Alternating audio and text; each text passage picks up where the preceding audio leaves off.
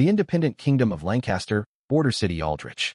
The sun dipped below the horizon, its golden afterglow spilling over the bustling streets. Humans and demi-humans could be seen everywhere, painting a vivid scene of life in another world. Lind squeezed his way out of the stinking throng inside the Adventurers Guild. Clutched in his hand were 3 silver coins he'd just earned from turning in a quest, which he stuffed into the money pouch at his waist. Life's tough. Sighing, he felt the negligible extra weight inside the pouch.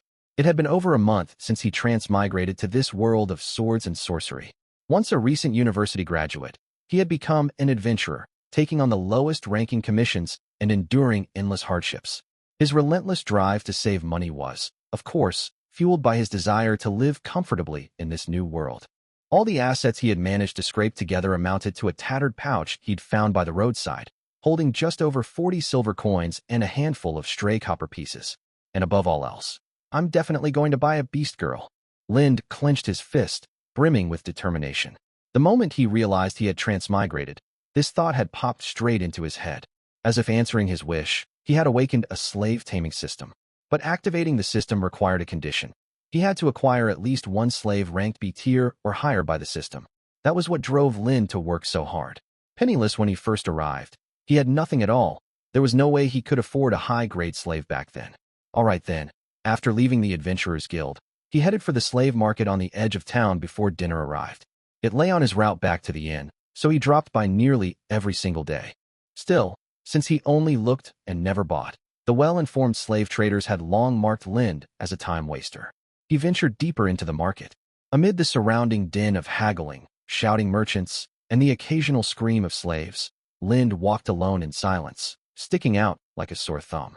Most customers who came here were nobles, stewards working for merchants, or well-equipped, well-off adventurers. Lind wore nothing but ragged linen clothes and a filthy cloak scavenged from the wilderness to cover himself. It had nearly happened once. Not long ago, a noble lady passing by had almost bought him off the street. Even after Lind repeatedly explained he was not a slave, she had still offered to take him under her patronage. Thinking back, that had been a close call. If he could help it, Lind wanted to carve out a place for himself in this world on his own merits, instead of stumbling down some bizarre shortcut right off the bat. Shoving those thoughts aside, he kept walking, his gaze sweeping across cage after cage. He shook his head slightly at the sight of the slaves within, some trembling in terror, others barely clinging to life. TCH, nothing but rejects, he muttered to himself.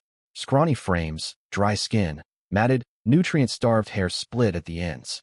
Whether human or demi-human slaves, none met the system standards. The system demanded at minimum B tier, yet as far as the eye could see, nearly all were E tier or D tier. Even finding a C tier slave was a struggle. He remembered what a trader had told him on his first visit. Elegant, high-rank slaves only appeared at auctions, hotly contested by wealthy lords. Fortunately, humans in this world seemed to feel an innate revulsion toward beast girls. Male demi-humans, valued purely as labor, were far more sought after. That left Lind with a sliver of hope he might stumble across a bargain. Refusing to give up, he pressed onward, patiently examining every slave inside the cages. C-. At last, he spotted the highest-ranked slave he had seen all day. Unfortunately, she was still far below the system's requirement. Worse, she was no demi-human he could hope to get cheaply. She was a human woman in her early 20s. Beneath her tattered rags lay noticeably defined muscles, a stark contrast to the emaciated slaves he had seen before. Her flaw was an unremarkable face, simply not Lind's type. What a shame. Lind clicked his tongue and turned to leave, only to watch a burly man in grimy leather armor step forward and begin negotiating with the trader. How much? The man looked like an adventurer. 80 silver coins. Not a copper less. The slave trader sized him up and answered bluntly. That's far too steep. The muscular man scratched his head, hesitation etched on his face. You think she's some worthless demi-human? And I've already cut the price. Her leg acts up now and then, but you know what I mean. The trader shot a suggestive glance, raising an eyebrow with a lewd grin. The adventurer followed his gaze. His eyes locked onto her curves, and greed crept onto his features. Seeing his reaction, the trader smirked. He cracked his whip, herding the female slave out of the cage and right in front of the man. Fresh stock, fully functional. She'd bear you children with no trouble. Don't dilly-dally, or someone else will snap her up before you know it. All right, I'll take her. Ignoring the tedious exchange, Lind continued through the market. Well, if it isn't young Lind. A familiar voice called out ahead. Lind lifted his head to see a stout, middle-aged man in neat clothes and a tall black top, hat blocking his path. Mr. Harrison? Lind frowned and spoke the man's name. He did not know the full extent of Harrison's influence, but he understood that this entire market fell under the man's control. In other words, every slave sold here ultimately belonged to this fat merchant. That's me, huh? Back again to gawk at the slaves for free? Harrison joked, his eyes glinting with open contempt. Was he, though? Oddly enough, Harrison had always treated Lind as a nuisance before, yet his mood seemed surprisingly amicable today. Mr. Harrison, I believe I've told you many times. I simply haven't found what I'm after. The beast girl you're after. I haven't forgotten. Harrison nodded dismissively, then stretched into an eerie smile. Which is why I've gone out of my way to prepare a grand gift for you today. What do you mean? Lind kept his features calm, yet wariness stirred inside him. Seeing is believing. Come with me. Without waiting for a reply, Harrison turned and strode deep into the market. Lind hesitated, then decided to follow. They wound through several alleyways, moving away from the market's bustling core towards several large, secluded buildings. Lind recognized these as the slave traders' headquarters, having heard of them before. Harrison halted in front of the innermost building. Parked alongside the road was an ornate luxury carriage. A metal crest shaped like a cat's paw was etched into its frame, glinting faintly beneath the fading sunset. Two stoic male cat demi-humans stood guard beside it. Their attire marked them as bodyguards. A carriage belonging to demi-human nobility? Lind furrowed his brows. Even as a newcomer, he knew the kingdom of Lancaster treated demi-humans poorly. Demi-humans could never rise to noble status here. As this thought crossed his mind, slow, graceful footsteps echoed from the entrance. A richly robed noblewoman with carefully applied makeup stepped out. She too was a cat demi-human, roughly 40 years of age. Lind spared her cat ears, meticulously groomed, only a brief glance before looking away. They were genuine beast ears, but Lind had no interest in heavily made-up women of her age. Come to think of it, could she even count as a beast girl? The woman was studying him in turn, scanning his frame from head to toe. A look of distaste crossed her face as she turned toward the fat merchant beside her. Harrison, I believe I requested a scruffy elderly man, short, foul-mouthed, missing limbs if possible. Not a handsome, tall, well-muscled young man, even if he looks no better than a street beggar. Lady Maeve, Harrison broke out in a cold sweat. He hurried over and whispered at length to the woman known as Lady Maeve. Afterwards, Maeve's gaze returned to Lind, and she let out a quiet huff. I see, black hair and black eyes too. A low-born commoner from the far eastern lands. Lind had no clue what they had discussed, yet he paid little mind to such petty insults. He did not so much as twitch an eyebrow. He could not help wondering, was someone of eastern descent viewed even lower than demi-humans in this land? Very well. Come here. I will inspect you myself. Her tone carried the unspoken expectation of obedience. With that, Maeve turned and walked inside the building. Lind glanced at Harrison, who stood rooted to the spot. Why stare? Do as you're told. With Maeve out of earshot, Harrison reverted to his usual gruff manner. Evidently, the fat merchant had no intention of following them inside. After a moment's hesitation, Lind stepped across the threshold. Curiosity outweighed unease. He quickly caught up to Maeve, who walked leisurely with swaying hips. They reached a room at the very end of the corridor. There were few furnishings inside, yet Lind's eyes snapped immediately to the object in the center. Strapped flat onto an ordinary long table was a struggling cat-eared girl. When he saw the system rating hovering above her, Lind swallowed hard. SSS-Tier Catgirl. Well, what do you think? Maeve failed to notice the storm of emotions raging inside Lind. She narrowed her slitted eyes, watching the shift in his expression. Lind drew a deep breath to steady himself, then openly examined the catgirl. She possessed a pair of large, beautiful cat ears, a slender waist, and long thighs. Beneath her rough linen tunic, swathes of fair, soft skin were exposed. Golden hair fell messily over her shoulders. Her pale blue eyes trembled, fixed on Lind with a mix of confusion and terror. Her breathtaking, fragile beauty spoke for itself, but what truly stood out was her figure. Even lying flat on her back, her ample curves were impossible to miss. Far more striking than the C- slave he had seen earlier. This was the power of SSS tier. I asked you a question. Lind fought to maintain composure, yet heavier breathing betrayed his thoughts. Do you like her? Maeve's lips curled upward. She's not bad. He could not lie. This was an exceptional catgirl, perfectly aligned with his preferences. Try as he might to drag his gaze away, his eyes kept drifting back to the cat-eared maiden. Heh, hee-ha-ha. Lynn's reaction drew hearty laughter from Maeve. It seems Harrison delivered on his promise. Who would have thought I'd find a human freak who actually desires demi-humans? Coming from a demi-human herself, that remark struck Lynn as distinctly odd. He pressed his lips together briefly, then straightened his expression. So, my lady, why show her to me? He had momentarily lost his poise, but quickly regained his calm. Are you looking for a human buyer for this cat, this slave? Maeve's smile faded. Interesting. You are far sharper than I expected. A pleasant surprise. Even so, she carried herself with unshakable confidence. You've guessed correctly. Now then, are you interested in purchasing her? I am. But as you can see, Lynn spread his hands to signal his lack of wealth, unable to stop his eyes wandering back toward the cat-eared girl. Maeve knew exactly what he meant and let out a disdainful snort. Tell me, how much can you scrape together? Only this, roughly 40 silver coins. Lynn pulled out his pouch and spilled all his currency onto the table, making no attempt to hide it. Is that all you own? Maeve glanced at the pile and pressed on. It is. Yeah, you don't even have a single gold coin.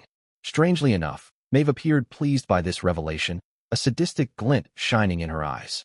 Now that I think about it, I was told you are an orphan with no permanent roof over your head. You're the orphan. Your whole family are orphans. Lind cursed silently. He had arrived with only his body, leaving his family behind in his original world. Apart from his still dormant system, he truly owned nothing here. Harrison must have shared that information.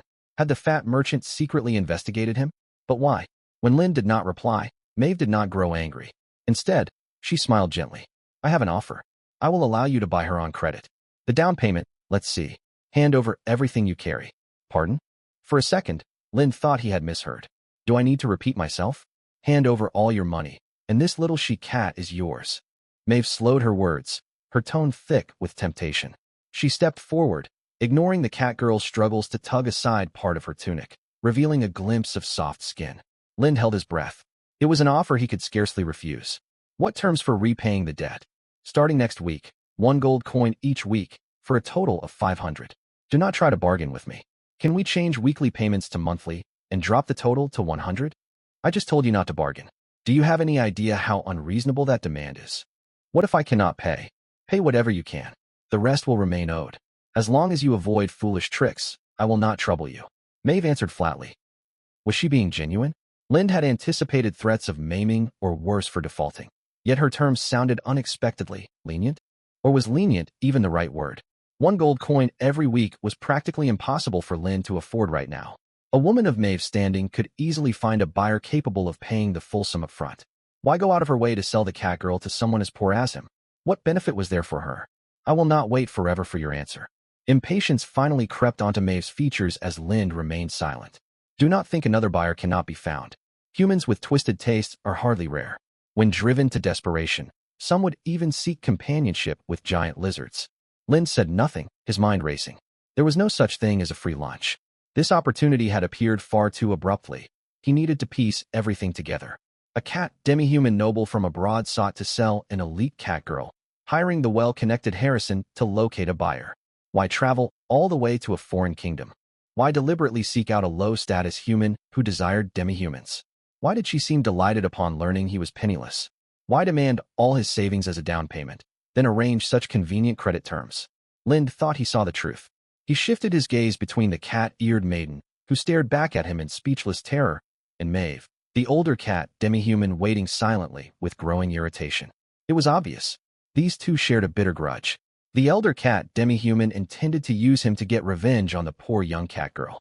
A cruel, yet transparent woman, demanding regular payments to drain his funds and cut off any chance of him providing a better life for the slave. That must be her scheme. Once I purchase her, what am I permitted to do with her? Having reached his conclusion, Lind asked deliberately. This is quite an interesting question.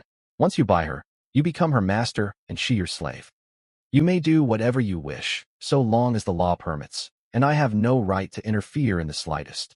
As if the question had struck home, Lady Maeve stretched into an eerie smile. If that's what you want, you can order her to bear your children, as many as you like.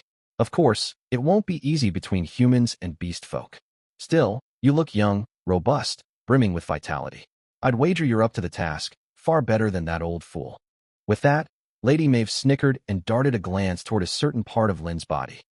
Lynn followed her gaze and looked down. Only then did he realize her words had unwittingly stirred desires within him, and embarrassment washed over him at once. Xiao Chunan, you talk far too much. Lin subtly shifted his hips. Still, he had not expected to draw this woman's true nature out so easily. She could talk endlessly once this sort of topic came up. Just what deep grudge lay between those two? Well, her patience was wearing thin. This is the last time I will ask. Lin took a deep breath. This woman was clearly using him. Yet was he not using her in turn? This SSS grade top-tier Catgirl had practically fallen straight from the heavens to help awaken his system. It's a deal. This time there was no hesitation. Lin nodded. Afterwards, Lady Maeve said she needed to make preparations and took her leave for a while. Silence descended over the room, leaving only Lin and the cat-eared girl bound to the table. Their eyes met. They stared at one another, the atmosphere growing stiff. Lin had no idea what to say. Come to think of it, they were complete strangers who had met barely more than 10 minutes ago. Beyond exchanging a few glances, they had not shared a proper word. Yet alongside others, he had settled her ownership in mere sentences and was soon to become her master. It felt strange, purchasing a slave for the first time. He supposed he would grow used to it eventually. This fleeting thought lingered in Lin's mind only for a moment. He looked back at the cat-eared girl. She seemed to want to say something. Her lips parted, yet no sound came out. Instead, her supple body twisted repeatedly as she struggled against her restraints. Lin hesitated and chose not to intervene. Until everything was officially settled, he feared taking unauthorized action might trigger unforeseen trouble. Lady Maeve returned soon enough, trailed by a deferential maid who was also a feline beast folk. This is our agreement. Once you sign it, I will transfer authority over the slave mark to you, Lady Maeve stated. At her gesture, the maid laid a parchment thrumming with magical energy upon the table. The slave mark referred to the prominent dark brand etched into the cat-eared girl's left shoulder, imbued with magical power. A faint matching mark was visible on the back of Lady Maeve's left hand, identical to those worn by slave traders outside, the symbol granting command over the master-slave contract. I do not have much time left. Make haste. I trust you can read. Naturally, Lind gave a slight nod. Upon transmigrating to this world, he had automatically awakened a linguistic gift, mastering the tongues of all its races. This posed no difficulty whatsoever. The contents of the parchment largely matched their earlier conversation. Once he confirmed everything was in order, Lin signed the agreement. Guided by the maid, he completed the ritual transferring the slave mark from Lady Maeve. The instant the process finished, an identical mark surfaced on the back of Lin's left hand. At the same time, he could sense a strange bond forming between himself and the cat-eared girl. The master-slave contract had taken effect. Congratulations, host. Quest completed. Quest reward. Full system awakening. The sudden chime of the system in his mind made Lin jolt. Finally, evaluating quest performance. Quest rating, SSS. Points earned, 30. SSS tier character Eleanor added to Slave Codex. Open Codex for viewing? Eleanor. That must be the cat-eared girl's name. Lin chose yes without delay. Name, Eleanor. Age, 18. Race, feline beast folk. Favorability, 20. Obedience, 0. Loyalty, 0. Relationship, stranger. Attitude, indifferent. His earlier excitement faded noticeably. Setting the other stats aside for now, he had not anticipated favorability being negative.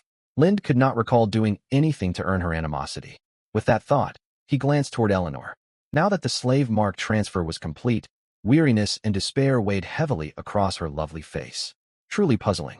Lind resolved to push the matter to the back of his mind for the time being. In stark contrast, Lady Maeve's face split into a wide grin, a sharp counterpoint to Eleanor's despair. Very well. Be off with her. She belongs to you now. When Lind continued to stare at her, Lady Maeve wiped the smile from her face and waved a hand to usher him out. Wait, I have a few more questions. The agreement should state it plainly. Starting next week, pay 1 gold coin to Harrison weekly. Pay whatever you can if you fall short, and no one will trouble you so long as you hold up your end.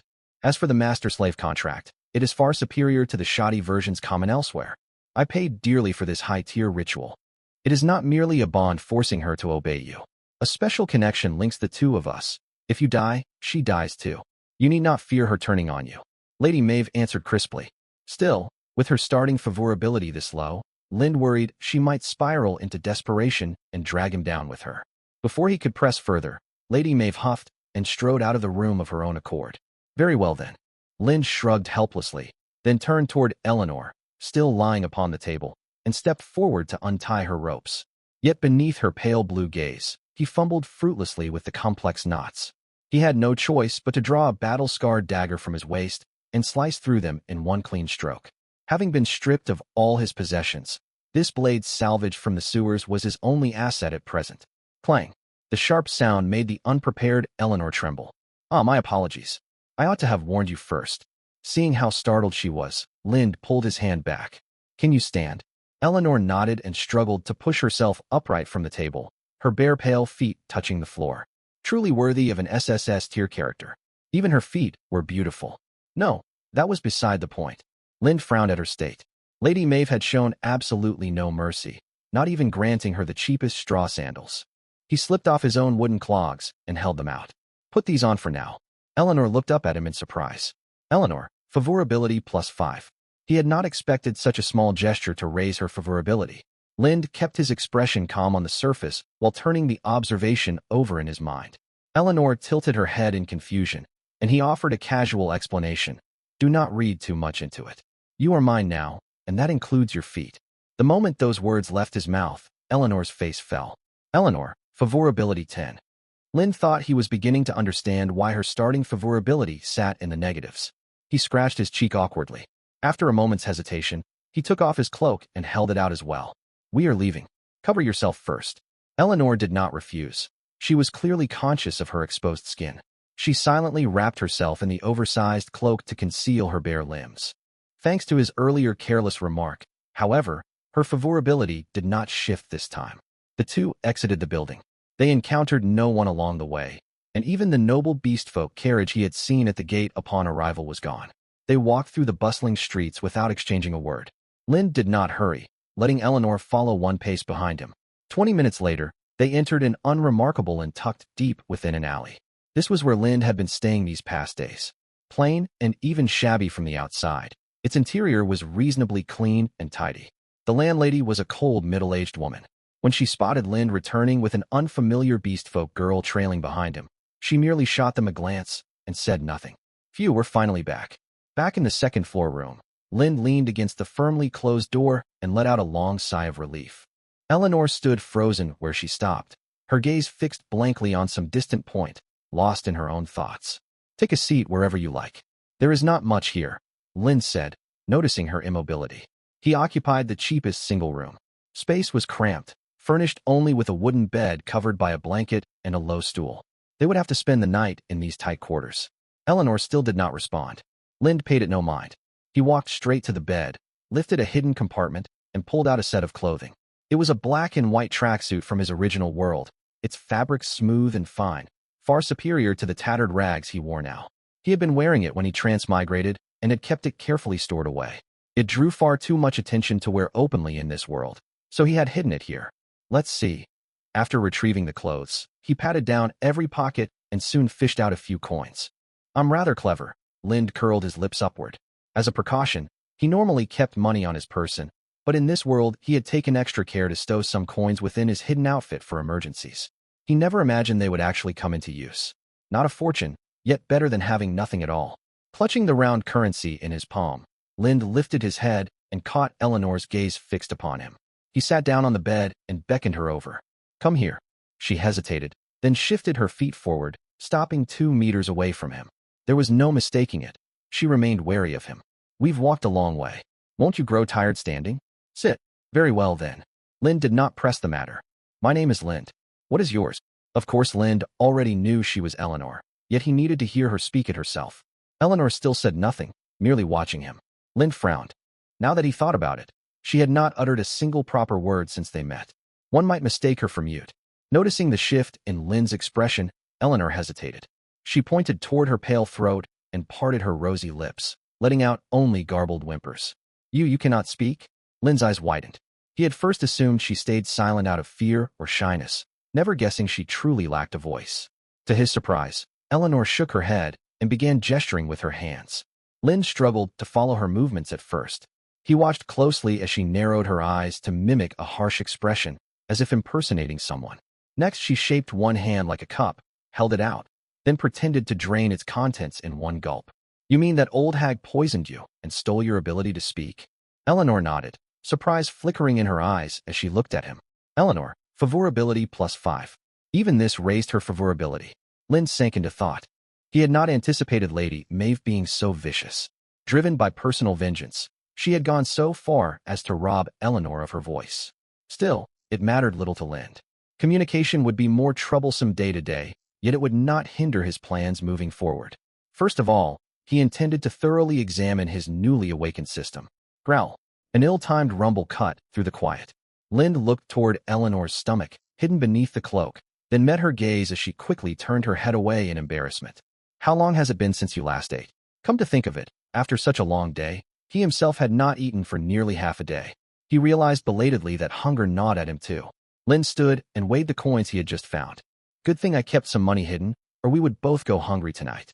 Let's go. With that, Lynn led Eleanor out of the room and downstairs. The inn did not host many guests. Even during dinner time, plenty of empty seats remained on the ground floor. He picked an inconspicuous corner table and sat down, Eleanor quietly taking the seat opposite him. When his eyes met the landlady's behind the counter, she understood at once and walked over. Lynn thought for a moment and placed 1 silver coin upon the table. This covers meals for 2 and tomorrow's lodging. Also, send a bucket of hot water up to our room later. The landlady looked faintly surprised at the sight of the silver coin, nodded, and took it before walking off. Silence settled once more between the two. Setting aside Eleanor, who could not speak to begin with, Lynn had no intention of idling. While he had the spare moment, he eagerly began exploring his newly awakened system. First came the quest system. Lynn saw that, much like a main storyline quest, the moment he became Eleanor's master and completed his first task, a new quest had automatically activated. Quest objective: raise Eleanor's obedience to 10. Quest progress: 0 out of 10. Quest reward: 10 gold coins. Lynn blinked in surprise. It was not favorability, but obedience? And the reward was gold coins straight away? Lynn had originally planned to prioritize building a rapport with Eleanor and earning her trust. He had not expected the system to push him toward a completely different method of winning her over. It was not impossible, of course. Her favorability sat in the negatives right now, and boosting it quickly would prove difficult. As he pondered ways to raise obedience, he examined the system's other functions. He had earned 30 reward points for the SSS rating on his completed quest. He needed to find out what these points could be used for. Attribute allocation system, shop system. Attribute allocation was what he had anticipated, yet he had not expected a shop as well.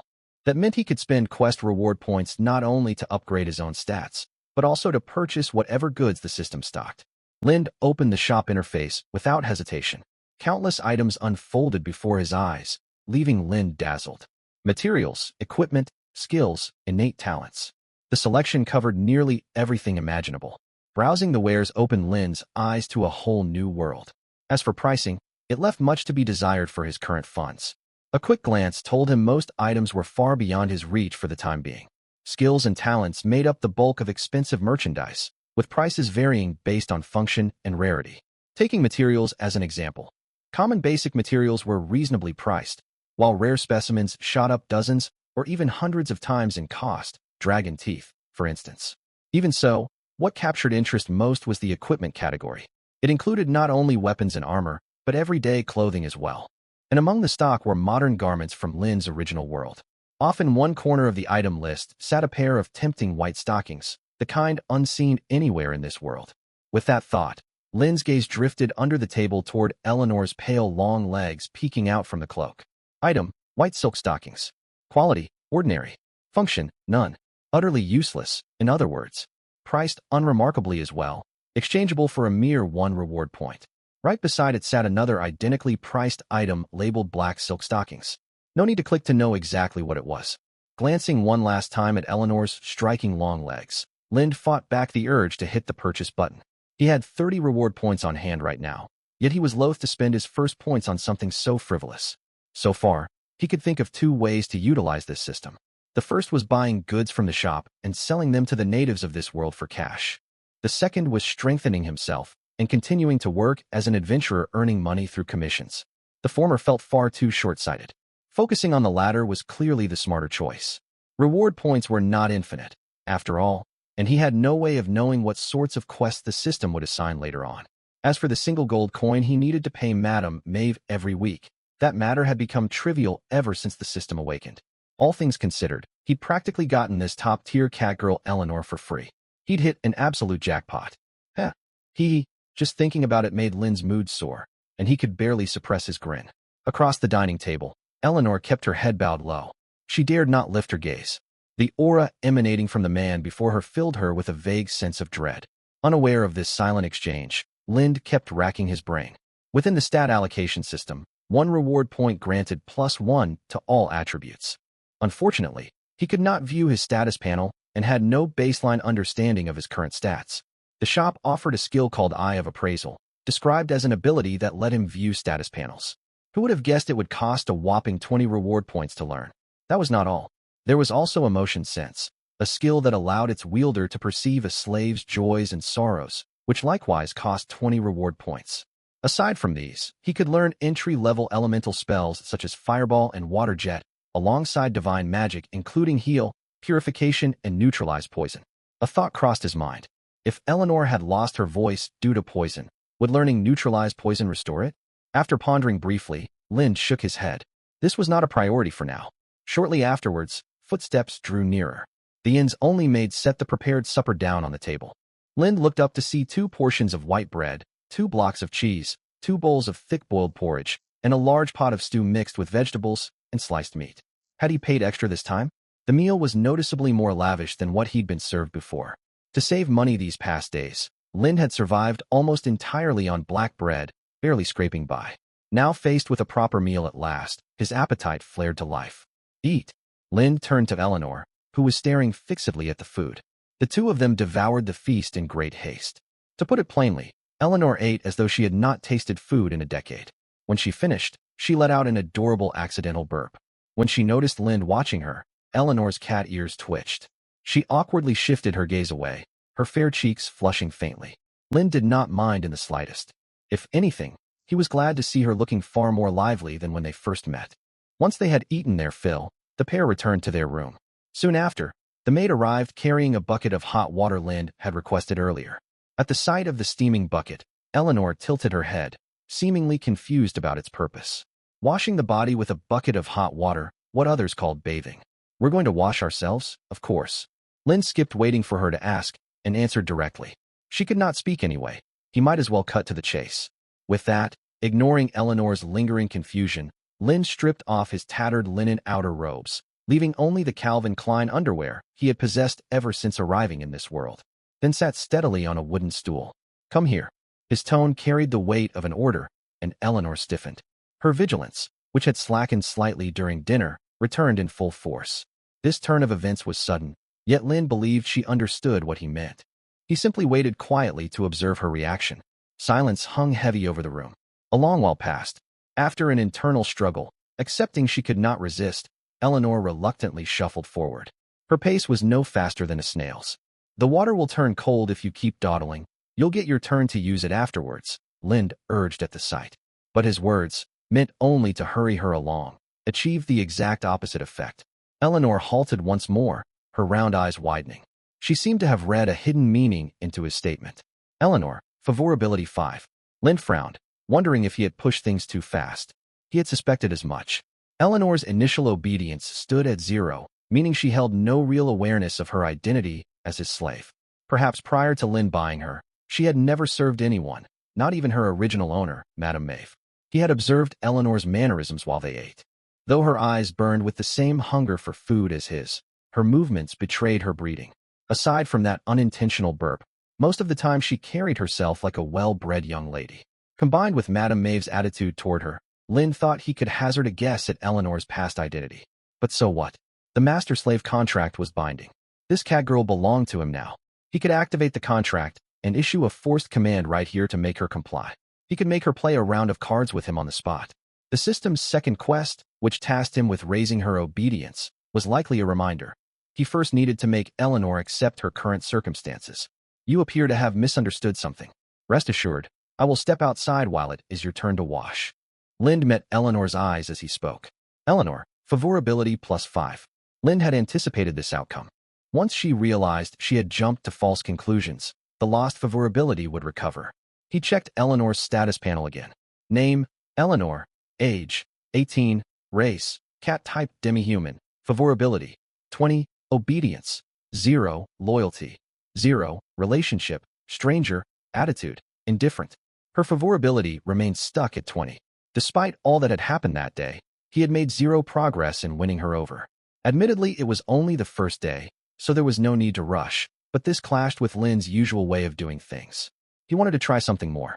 As his mind raced, he organized his words. But you are a slave I paid a hefty sum to purchase. I cannot have you constantly resisting me. I did not buy you simply to keep a cat that only eats. What is more, even pet cats let their owners pet them, do they not? Having finished speaking, Lind held up one hand, revealing the glowing magical mark etched onto the back of his hand. It was a precursor to activating the slave mark and issuing a forced command. Eleanor recognized instantly what he intended to do. Her expression shifted sharply, and she shook her head urgently. Understood. Eleanor nodded, staring fearfully at his outstretched hand. Presumably, she dreaded receiving a far more unpleasant command. Good. I would prefer not to use this on you if I can avoid it. Having achieved his goal, Lind promptly lowered his hand. Hesitation still lingered in her gaze, yet Eleanor finally stepped forward and stood before him. Eleanor, obedience +5, quest progress, 5 out of 10. Her obedience had finally risen. This was the result of issuing a command and making her obey. But he was still short of completing the quest, so Lind resolved to push further. Right then, Eleanor knelt behind Lind, staring at the bucket of hot water and his body, unsure what to do, tangled in hesitation. Lind gave another order. You do not need a towel. You should have some relatively clean undergarments underneath. Use those instead. Eleanor froze, clear resistance surfacing on her face. She frowned in distress. When Lind said nothing further, she relented at last, slipping a hand inside her cloak and fumbling to pull out a garment. It was at that moment that an accident occurred. Eleanor, favorability 10, Eleanor, attitude toward host shifts from indifferent to mild aversion. Warning, current favorability, 30. If favorability drops to 50, the slave's attitude will shift from mild aversion to hatred, drastically increasing difficulty of nurturing. The system rarely issued warnings like this. Even so, his actions bore fruit. Eleanor, obedience +1, Eleanor, obedience +1. As she washed Lind's body, her heart filled with reluctance. Yet as time passed, her clumsy movements gradually grew smoother, and her obedience rose little by little. Surprisingly to Lind, her inner resistance did not affect her workmanship. This Catgirl was remarkably careful once she set her mind to a task. She moved gently, carefully wiping the exposed young muscles with the damp cloth in her hands, clearing away sweat and grime, easing the weariness built up from Lind's day of adventuring. Silence hung between them. In the dim room, the only sounds were water dripping from the cloth. Eleanor's cheeks blushed as she continued her work. Eleanor, obedience +1, Eleanor, obedience +1. Almost there. Eleanor, obedience +1. Finally, congratulations, host. Quest completed. Quest reward, 10 gold coins. Lind glanced toward the clothes he had set aside. The instant the system notification sounded, he heard the clink of metal coins inside his money pouch. Upon checking, the pouch was noticeably bulkier than before. The gold coins had arrived. Quest evaluation in progress. Quest rating, B. Reward points obtained, 4. What did this mean? Lind should have rejoiced at finishing the quest, yet confusion washed over him instead. He could not fathom the system's evaluation criteria. It had only awarded him AB rank. Consequently, he received a mere 4 reward points, paltry compared to the 30 he had earned previously. Was it because he had resorted to heavy-handed methods? Or was there some hidden time limit? Regardless, reward points were unquestionably his most precious resource. Shortly after, the washing came to an end. Eleanor pulled her small hands back, and Lind stood up. I'm heading out for roughly half an hour. You can use the remaining hot water as you please. Wash thoroughly. I'll pick up new clothes for you while I'm out. If you get them dirty before you even put them on, I won't buy you any more in the future. With that, Lind dressed and left, giving Eleanor no chance to respond. He had no fear of her fleeing. Thanks to the master-slave contract's bond, Lind could force her to return to his side at any moment. Lind did not wander far. He simply headed down to the ground floor, found a seat, and continued researching his system. First, he checked his newly activated main quest. Quest objective: obtain a slave ranked B or higher. Quest progress: 0 to 1. Quest reward: skill, Eye of Appraisal. Lind could not hold back his exclamation after reading the text, drawing a glance from the innkeeper behind the counter. His shock was understandable. The quest completely exceeded his expectations. He had assumed the next task would continue revolving around Eleanor, yet the objective was identical to his first quest, only differing in its reward. He had owned Eleanor for less than a few hours. His efforts to win her over had barely begun. He had not even held her hand, let alone anything more. Already the system was pushing him to seek out a second slave. Was this pace not far too relentless? Lin sank into thought. If this had happened earlier, he might have settled for finding any random B-rank slave. But now that he had tasted the rewards and grasped the system mechanics, a mere B-rank slave no longer satisfied him. If possible, he needed to aim for an even higher grade. Reward points were on the line. This was no trivial matter. Still, stumbling upon Eleanor had been pure luck. High-ranking individuals were not easy to come by. I'll visit the slave market again tomorrow. For now, Lin decided to set this quest aside. He turned his attention back to the system. Including the points he had just earned, he possessed a total of 34 reward points.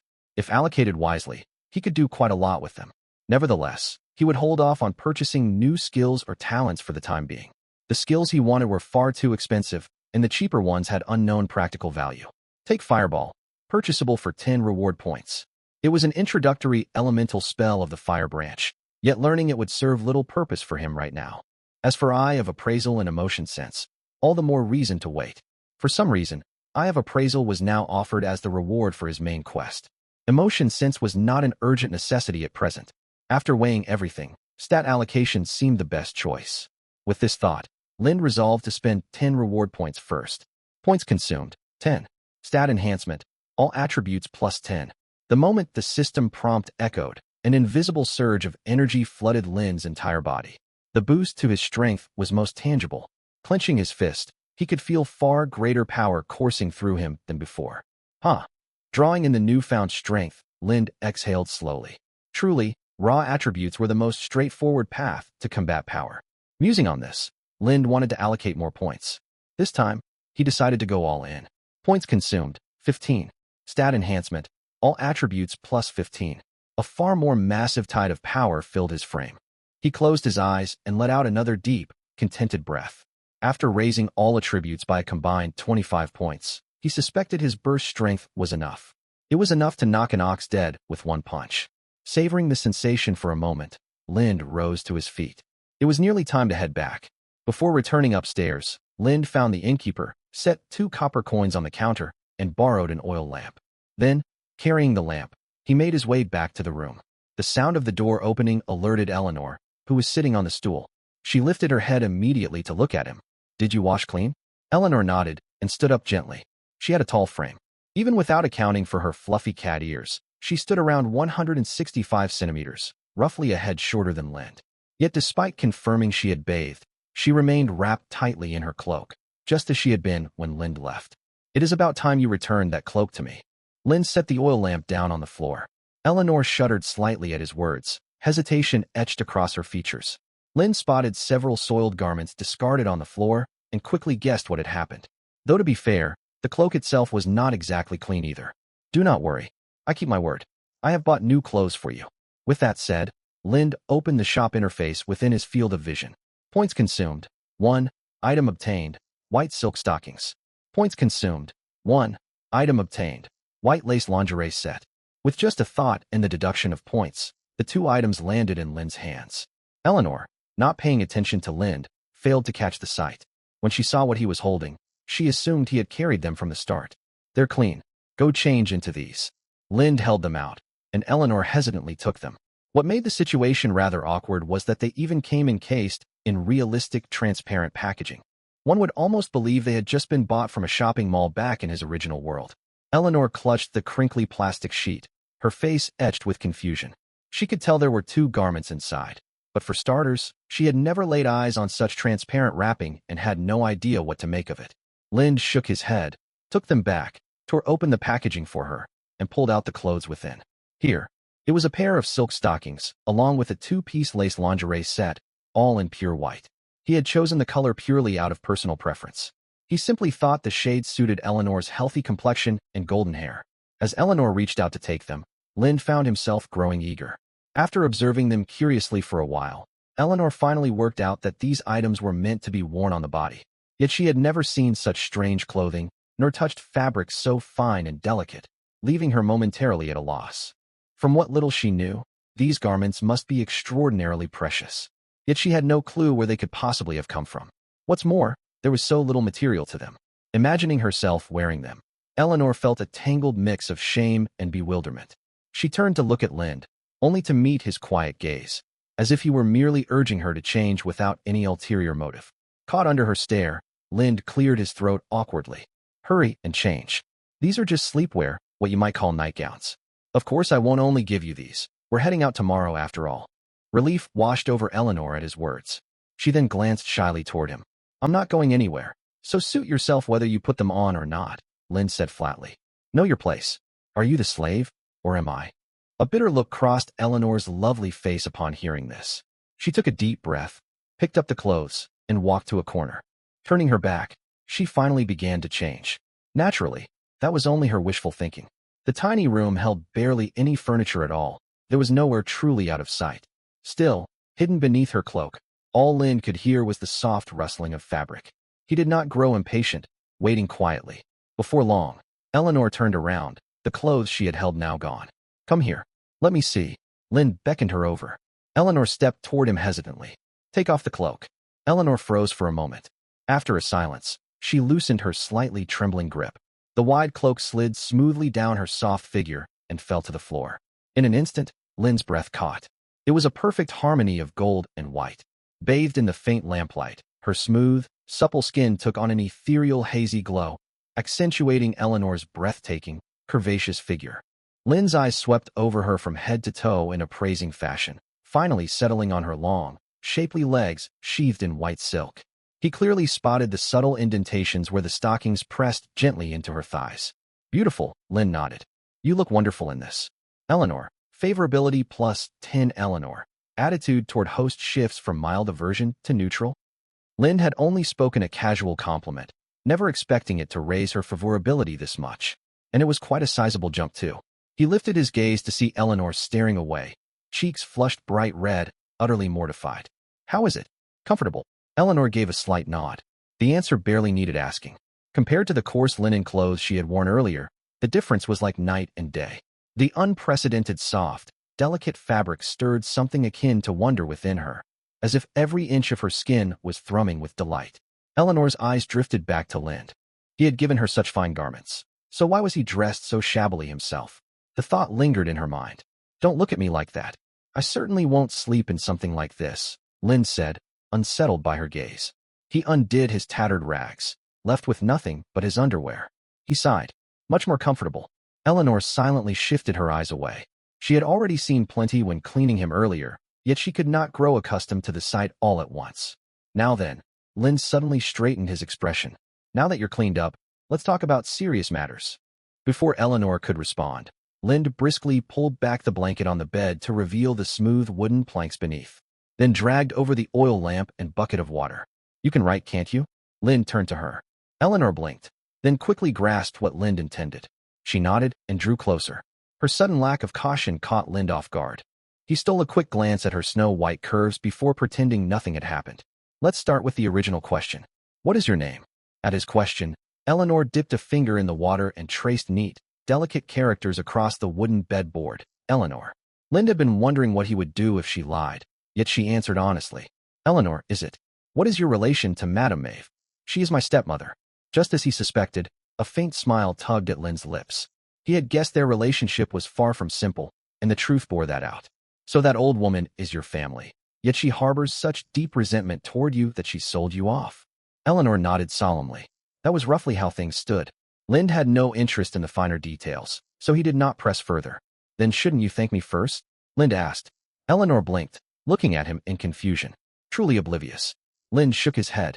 You must know what kind of master that old woman was hunting for you. If I hadn't bought you, you might well be locked in some dark, squalid hut right now, bearing children for an elderly man you met less than a day ago. Eleanor's face paled as she listened. Deep down, she knew it was true, yet she had tried to bury that terror. Now the dread rose to the surface once more. When Lind purchased her, Eleanor had sunk into despair. But after spending this time with him, he did not seem prone to excessive cruelty. He had fed her, and even bought her these lovely, comfortable clothes. Her current fate was far better than she had feared. In a way, Lind had rescued her from Madame Maeve. It took her a long while to steady her emotions. She stretched out her finger and carefully scrawled words onto the wood. Thank you, Eleanor. Favorability plus 20 that came out of nowhere.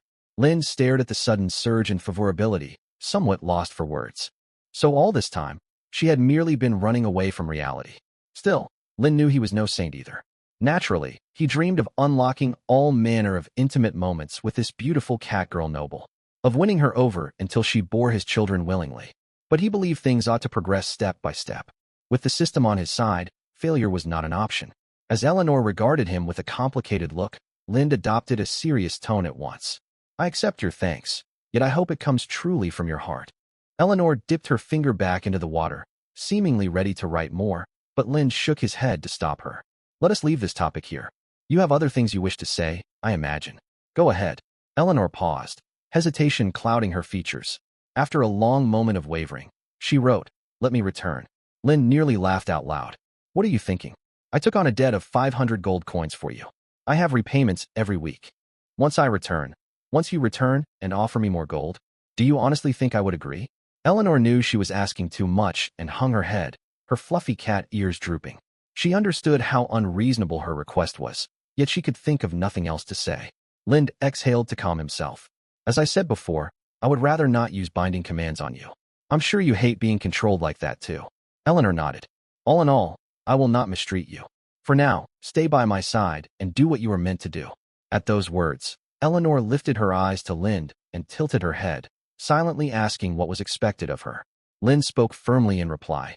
You are a slave. Therefore you must perform a slave's duties. For instance, as you can see, I am an adventurer.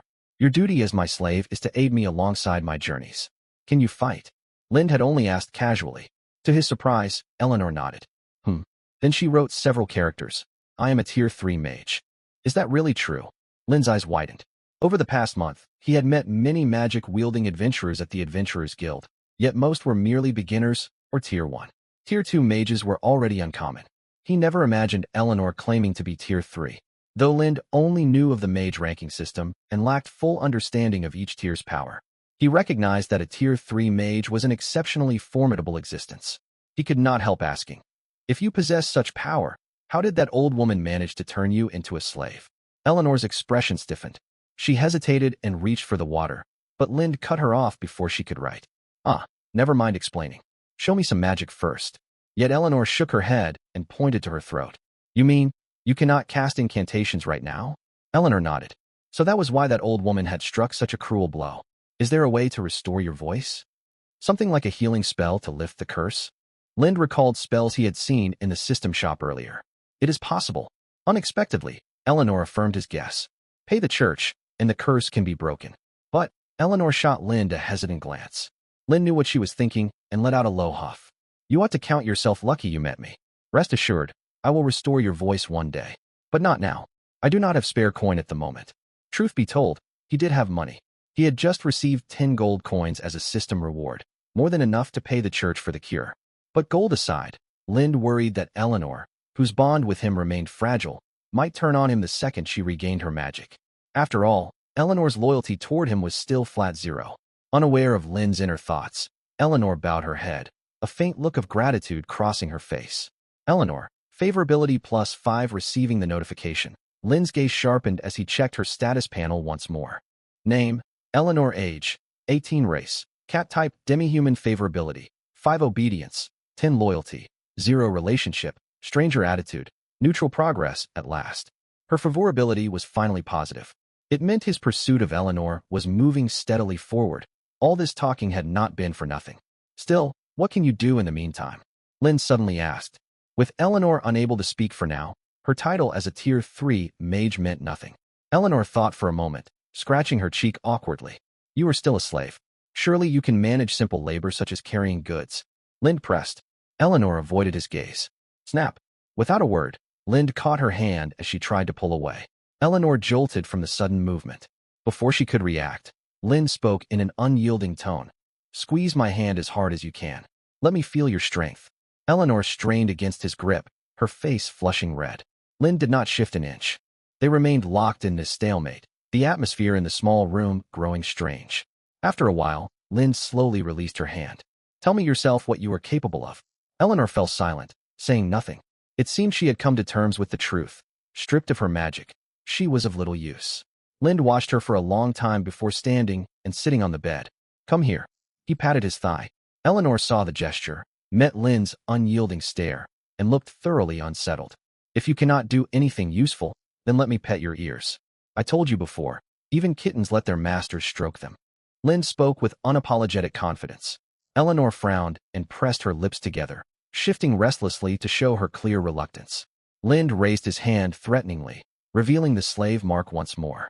I said I do not wish to use this on you, yet do not take me for a fool. Am I supposed to spend coin only to keep a spoiled young lady?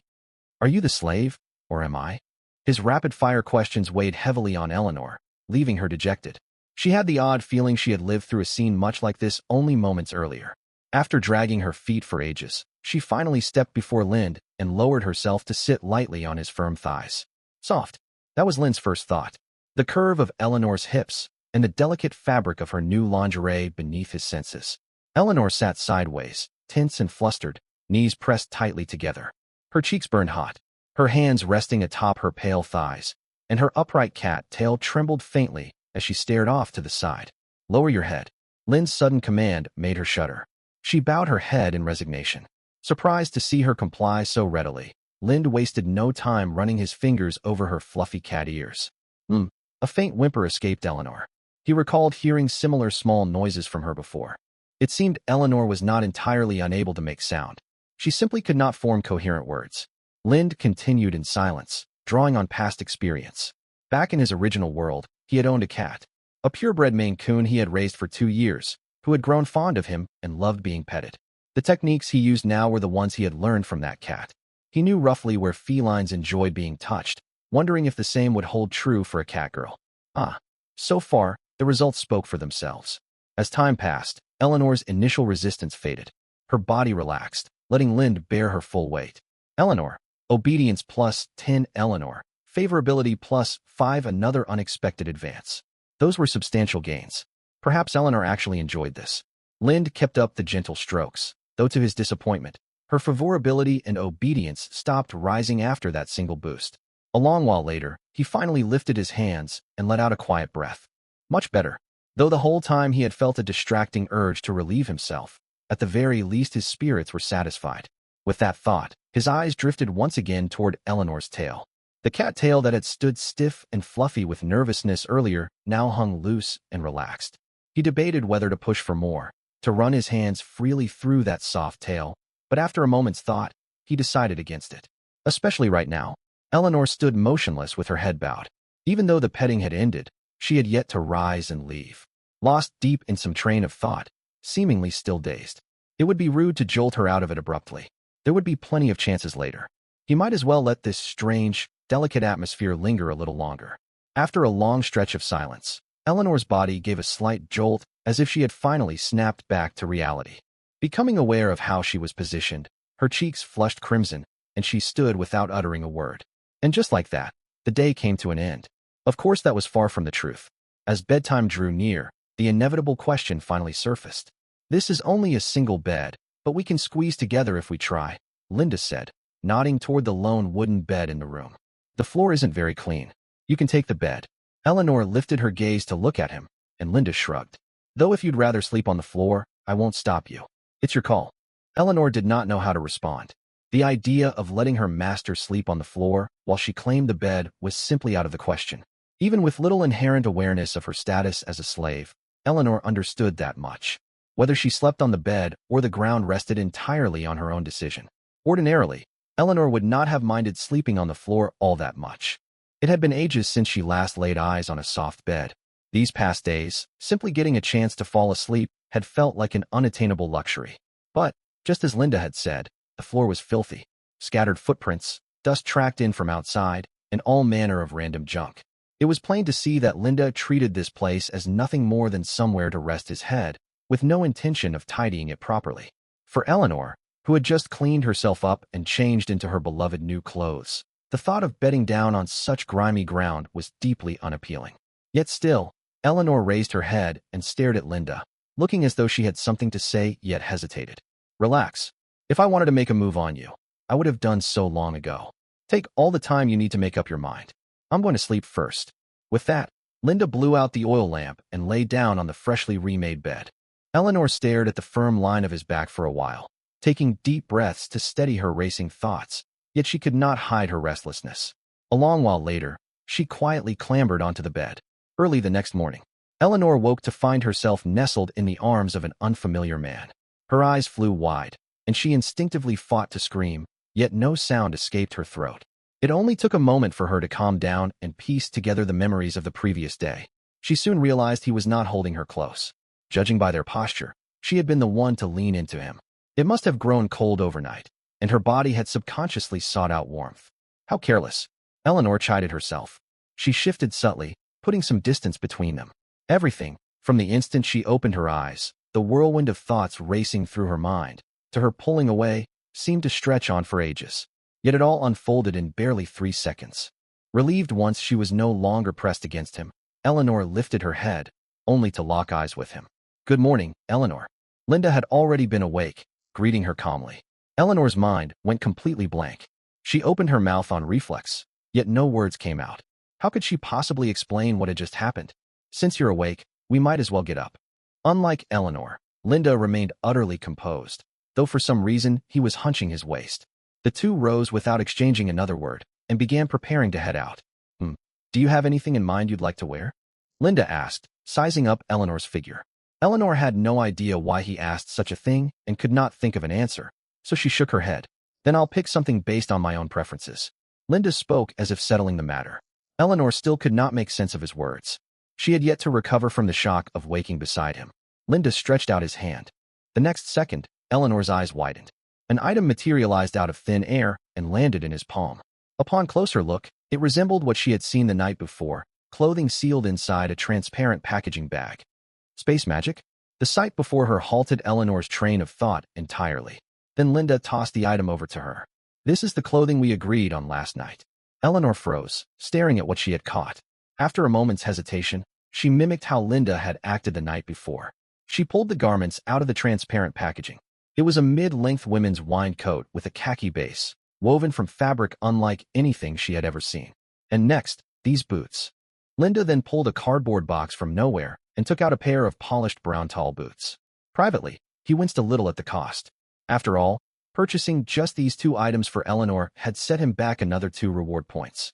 Counting the silk stockings and undergarments from the night before, he had already spent 4 reward points on this Catgirl he had known for less than a full day. What was more, none of this boosted his actual combat power. It was merely for dressing her up. Not that it wasn't pleasing to the eye, of course.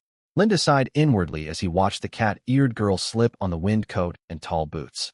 She turned in place to examine herself from every angle, looking utterly adorable. He suspected that ever since buying Eleanor, some strange nurturing urge had awakened within him. And damn this system, it had clearly picked up on that quirk, stocking the shop with all sorts of functionally useless yet irresistibly appealing goods. Still, Linda was not recklessly spending points without forethought. When he woke earlier that morning, aside from catching sight of those beautiful, prominent cat ears, he had also received 2 uplifting notifications. Daily sign-in. Detected 1 unlocked S-Rank or higher entry in Host Codex. Reward increased by 1 point. Points obtained. 2 daily quest. Quest objective, slay 10 goblins. Quest progress, 0 out of 10. Detected 1 unlocked S-Rank or higher entry in Host Codex. Reward increased by 1 point. Reward points, 2. Linda had unlocked daily activities. He had been worrying what he would do if he hit a roadblock in the main storyline, never expecting such a feature to exist. The ratings and quantity of entries in his codex directly impacted how generous his rewards would be. Clearly, S-Rank characters were the key. He would need to be far more selective with any future slaves. All right, time to head out. Linda called out to Eleanor, who was still admiring her new appearance. The two then left the room. Eleanor, favorability +10. Eleanor, obedience +5. It seemed the gifts had greatly pleased Eleanor, pushing forward his progress in winning her over. Could it really be this easy to win her heart just by gifting a few sets of clothes? Linda wondered. Even though he had only known Eleanor for a single day, he felt as if he had stumbled onto the trick to sway her. Moreover, the thought of what lay hidden beneath that modest wind coat stirred all sorts of risque imaginings in his mind. Eleanor tilted her head when she noticed Linda staring at her, or more precisely, at the new outfit he had given her. She had no way of knowing the indecent thoughts swirling through his head. Assuming he was checking whether the clothes fit properly, she instinctively straightened her shoulders a little. The moment she did it, Eleanor realized what she had done. Her face burned red, and the cat tail dangling out from under her wind coat began swaying restlessly. Linda watched her flustered reaction, confused more than anything, and did not dwell on it further. They descended the stairs to the front counter. Linda spent his remaining 3 copper coins buying black bread from the innkeeper's wife, then tossed the loaf to Eleanor. "This is your ration for today. Hold on to it." He ought to assign her some minor task to keep her occupied, Linda thought. Truthfully, Eleanor did not have to come out with him at all. Right now, she was of no use in combat. Her greatest utility would be warming his bed back in the room, provided she stayed put obediently. To be honest, Linda did not feel confident leaving Eleanor unsupervised when her loyalty still sat at 0. He had not slept deeply the night before. Even after spending time with her, while he doubted Eleanor would lash out and attack him, he had still remained vigilant. His biggest concern was her running away. Though he possessed binding commands that could force a fleeing Eleanor to return, dealing with the hassle would be thoroughly irritating. On top of that, after a full month of traveling alone, Linda had grown weary of the silence. Having someone to walk alongside him on the road might not be such a bad thing, even if that someone rarely spoke. Taking all of this into account, Linda made up his mind to bring Eleanor with him. The pair left the inn, walked out of the alley, and emerged onto the bustling main street. Judging by the sun's position, it was roughly 8 in the morning, the hour when the streets were the most crowded. Once he would have been up by 6, but restless sleep and all manner of distractions had thrown off his rhythm. As memories of soft warmth drifted back into his thoughts, Linda found himself already looking forward to next time. He wanted to pet the cat again tonight. Lost in these wandering thoughts, Linda led Eleanor toward the Adventurers Guild. Yet when they reached the main thoroughfare, a massive wall of people blocked their path forward. "What's going on?" Linda frowned and lifted his gaze. The crowd lined up neatly on both sides of the street, watching with fervent excitement as a procession of carriages advanced slowly down the center of the road. Princess Mirana. Oh ho ho ho. Princess Mirana." The crowd's wild enthusiasm allowed Linda to quickly piece together the scene. This must be the royal princess's procession. Evidently, she was an extremely popular figure. He had no idea why the princess would be visiting such a remote border city. But the orderly formation of royal knights and silver-robed mages maintaining magical runes beside the ornate lead carriage left little room for doubt regarding her identity. Through sheer fabric curtains covering the grandest carriage, one could make out the silhouette of a young woman. She appeared to be smiling, gently waving toward the surrounding townsfolk. From this distance, only her flowing long hair was visible. There was no doubt that this was the princess herself. Every time she waved, the crowd roared louder, shouting her name. System notice: SSS-Rank character detected. Just as Linda's gaze lingered briefly on the princess, the system spoke up. "Add to slave candidate roster?" Yes. SSS-Rank characters were extraordinarily rare, and she could prove useful to him. There was no reason to decline. SSS-Rank character Marana Lancaster added to Codex. With the system's announcement, a brand new gray portrait appeared beside Eleanor's colored entry within his slave codex. So this is Princess Marana, truly worthy of the SSS-Rank rating. Even in monochrome, the portrait revealed gentle, exquisite features and peerless beauty. He had not expected the system to register her remotely when he could barely make out her face. View codex entry? Yes. Name: Marana Lancaster. Age: 18. Race: human. Favorability: 0. Obedience: 0. Loyalty: 0. Relationship: stranger. Attitude: indifferent. Hardly a surprise. They were complete strangers, so these values were only to be expected. But Linda raised an eyebrow as he stared at her codex entry. Even with her added to the candidate roster, what came next? The gulf between their stations was enormous. He might never even get a chance to speak with her. How could he win her over and turn the princess into his slave? When he lifted his head again, the procession had already passed by, and the figure of the long-haired princess inside the carriage was no longer visible from his vantage point. The carriages were heading toward the Earl's Manor. Perched on a hillside at the city's heart stood a towering castle ringed by heavy military guards, a place ordinary folk could never hope to approach. Linda had never ventured anywhere near that district. Putting status aside, he had only resided in this city for a little over a month, and his movements were limited almost entirely to 3 locations: the inn, the Adventurers Guild, and the slave market. Once the princess's procession moved out of sight, the main road slowly returned to normal. Townsfolk chattered excitedly about what they had just witnessed, their excitement only growing stronger.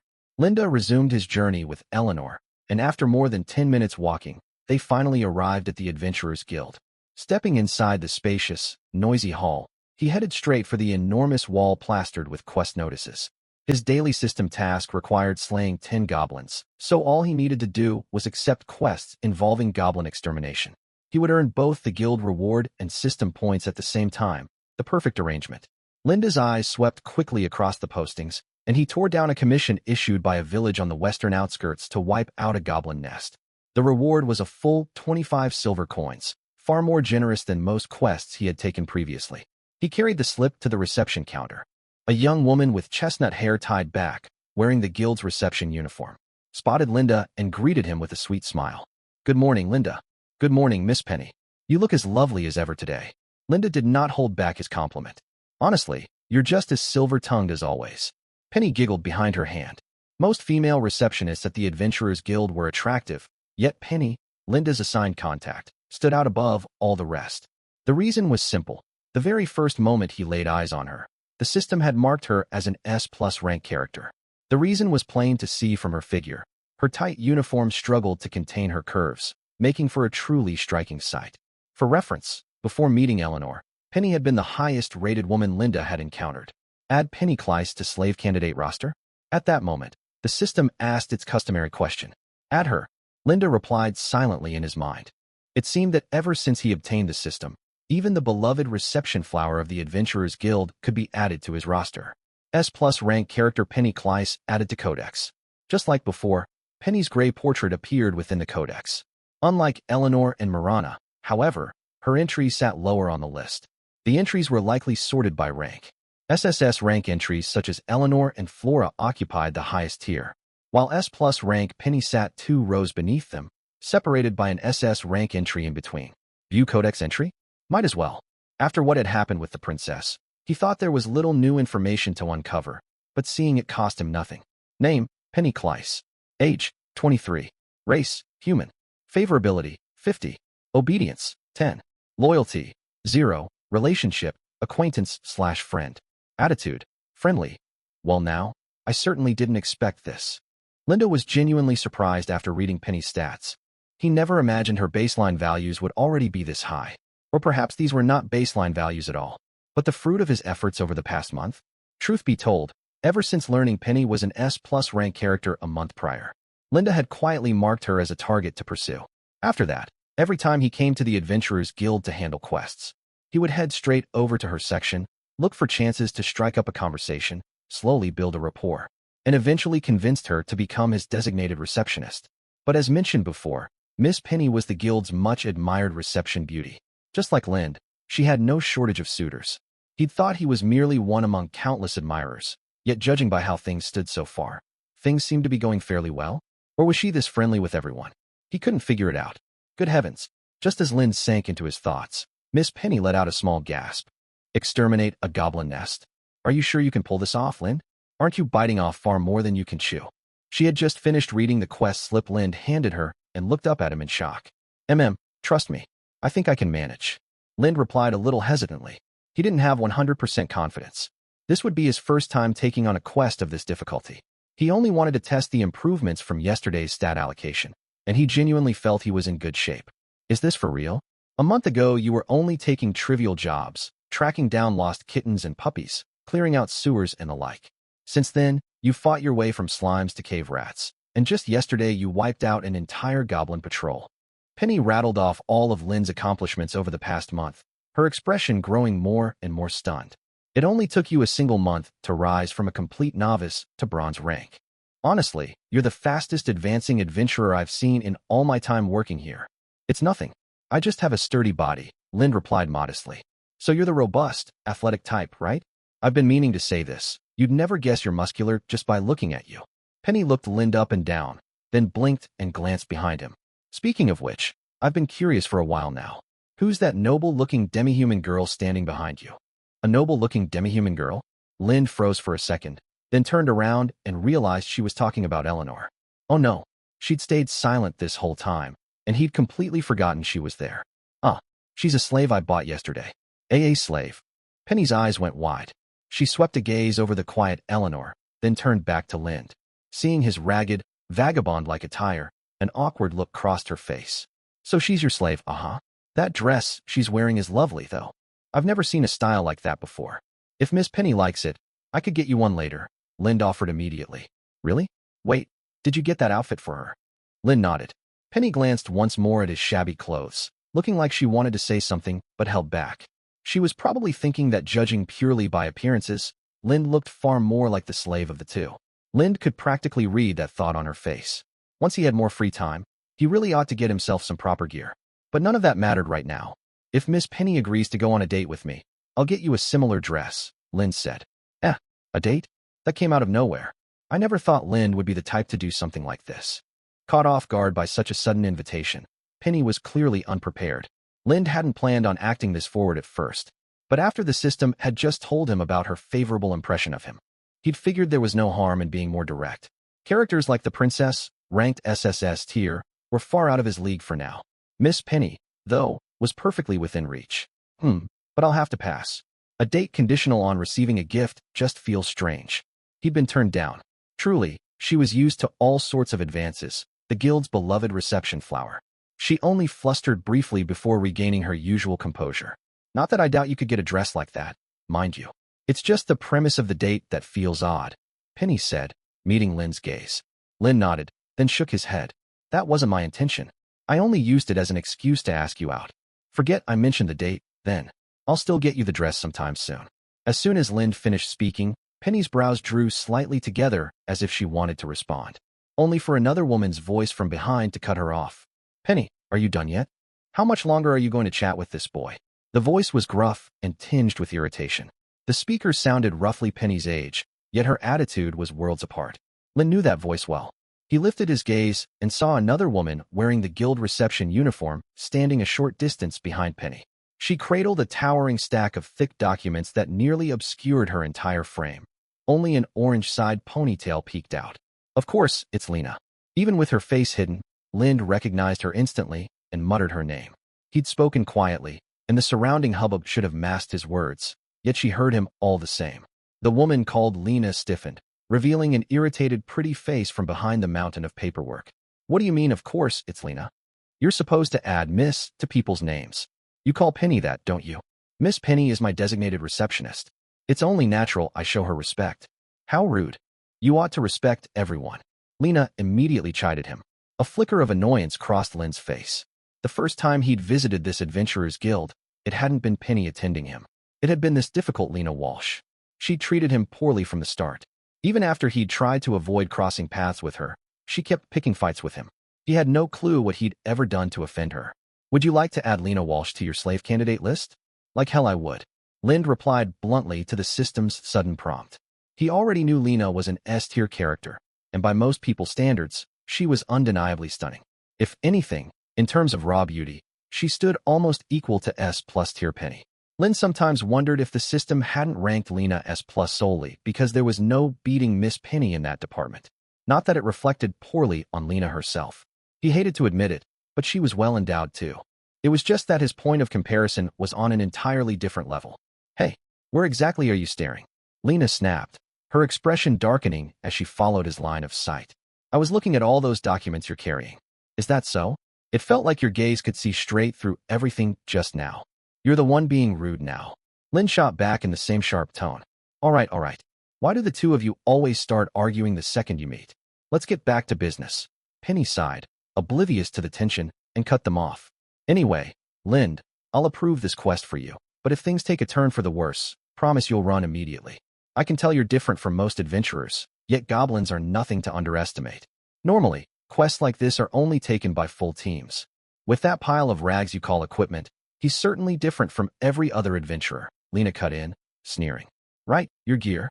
You've earned quite a bit of money these past weeks, so why are you still? Cough. Wait a second, is all your money going toward? Penny's eyes drifted involuntarily past Lind, landing on Eleanor. More precisely, on Eleanor and her fine dress. A demi-human?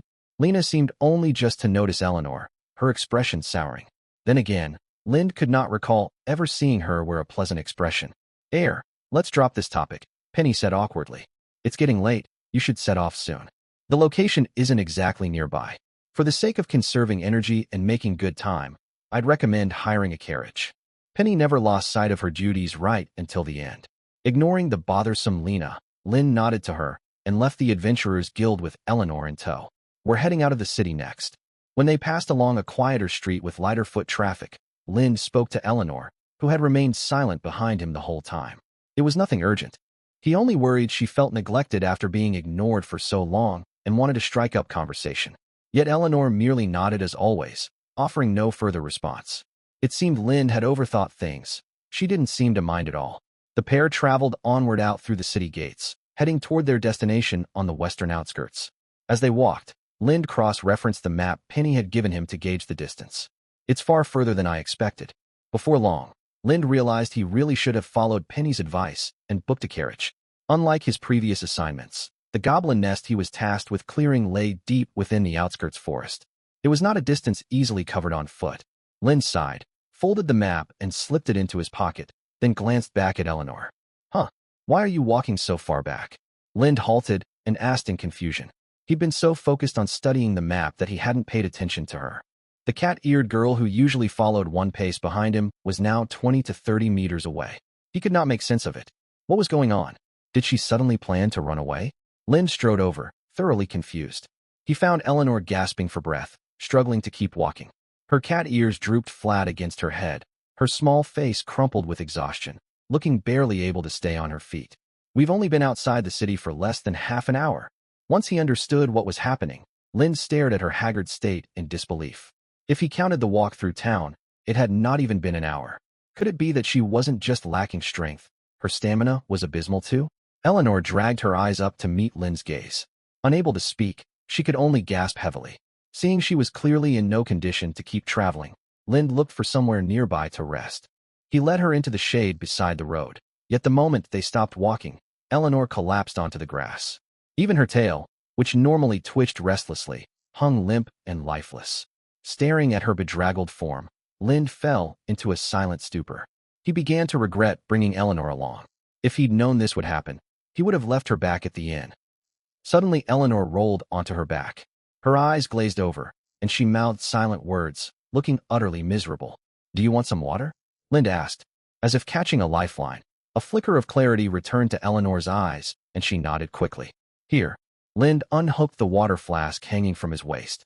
It was a flask he'd rented from the inn landlady a long time ago and had carried ever since.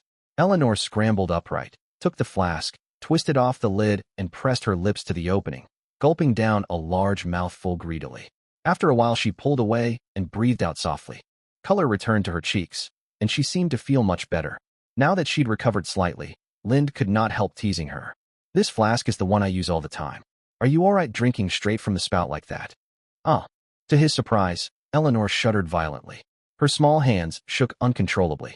Luckily Lynn reacted quickly and snatched the flask before it crashed onto the ground. Lynn shook the flask, and his expression darkened. You drank all of it. Faced with Lynn's questioning stare, Eleanor shifted her gaze away awkwardly. Seeing how worn out she was, Lynn shook his head and decided not to press the matter. He unfolded the map again, searching for any nearby water source. Unfortunately, there was none. Truthfully, they were still fairly close to the city. It might even be faster to head back to refill. Ugh, Lynn let out a deep sigh. Turning back was out of the question. Ever since awakening his system, he craved more stat points. He did not want to miss this opportunity if he could avoid it. Stay here. I'm going to flag down a carriage. With that, Lynn walked back alone onto the roadway. Carriages had passed by regularly as they traveled. He should have hailed one earlier. He did not wait long before a medium-sized wagon loaded with goods came rumbling toward him. It was heading back toward the city. It was no use to him. There was no way he was turning back. As Lynn thought this, the wagon driver spotted him standing on the roadside and glanced over. Their eyes met. Lynn simply stared back silently. A ragged vagabond watching him with such a heavy stare out here on the outskirts sent a chill down the driver's spine. He snapped the reins and hurried the horses onward to put distance between them. Lynn paid no mind to the driver's train of thought. He simply watched the wagon roll toward the city and turned his hopes to the next vehicle. After that, unbelievably, every single carriage that passed was heading back into town. Lynn was growing restless when at last a carriage came speeding out from the city and screeched to a halt before him. The driver was a white-haired elderly man with a steady gaze, wearing neat dark butler's attire despite his tall, imposing frame. "Young man, are you looking for a ride?" It was a sleek black passenger carriage, modest and understated. No sound came from inside the closed coach, leaving Lind unsure whether anyone was within. Lind nodded, glanced at his map and asked, "Yes. Do you pass through a village called Bell to the west?" "We will pass it." Lind glanced instinctively toward the shut carriage door. There was someone else inside. As if noticing Lind's confusion, the elderly butler explained, "My young mistress is resting inside and does not wish to be disturbed. You may ride with us if you can keep quiet." "So it would be free?" What a stroke of luck. It was exactly what Lind wanted, and he nodded quickly to give his assurance. "We will." He waved Eleanor over, and with the butler's silent consent, the two climbed aboard. They sat on either side of the old man behind the driver's bench. "My name is Seabass," the elderly butler said without turning his head once the carriage began moving again. Lind had assumed they would keep quiet and that he would get to rest peacefully. He had not expected the butler to strike up conversation of his own accord. A little taken aback, he studied the man's profile for a moment before answering quietly. "I'm Dick. This is my wife, Gina." As he introduced himself, he gestured toward the silent cat-eared girl beside him. Eleanor naturally heard every word. Still slightly short of breath, she turned to look at Lind. "Oh, yet you look as though you hail from the Far East." The man calling himself Seabass raised an eyebrow, sounding surprised. A surge of caution rose within Lind. He kept his expression unruffled and nodded, spinning a casual lie off the cuff. "Indeed. I fled to this kingdom penniless several years ago, so I took a new name fitting my station, a reminder to myself." "What meaning does that name hold in your homeland?" The elderly steward picked up the thread of conversation. He seemed taciturn at first glance, yet once he started talking, he went on at length. "It means rising again from ruin." Lind continued fabricating his story. "I see." The old steward nodded slowly in understanding. "And what was your original name?" "Li Hua." They exchanged a few more trivial remarks before the steward, who had introduced himself as Seabass, lapsed into silence. Lind thought their polite chatter had reached an end, but after a short pause, the man spoke once more. "Boy." There was a hint of hesitation in his tone this time. "My young mistress wishes to know where your demi-human slave acquired her clothing." The question made Lind's eyelids twitch. He had just introduced Eleanor as his wife, yet the steward could tell her true status was that of a slave. What was more, he had not heard a single word from this so-called mistress inside the carriage. He was not even certain anyone was truly there.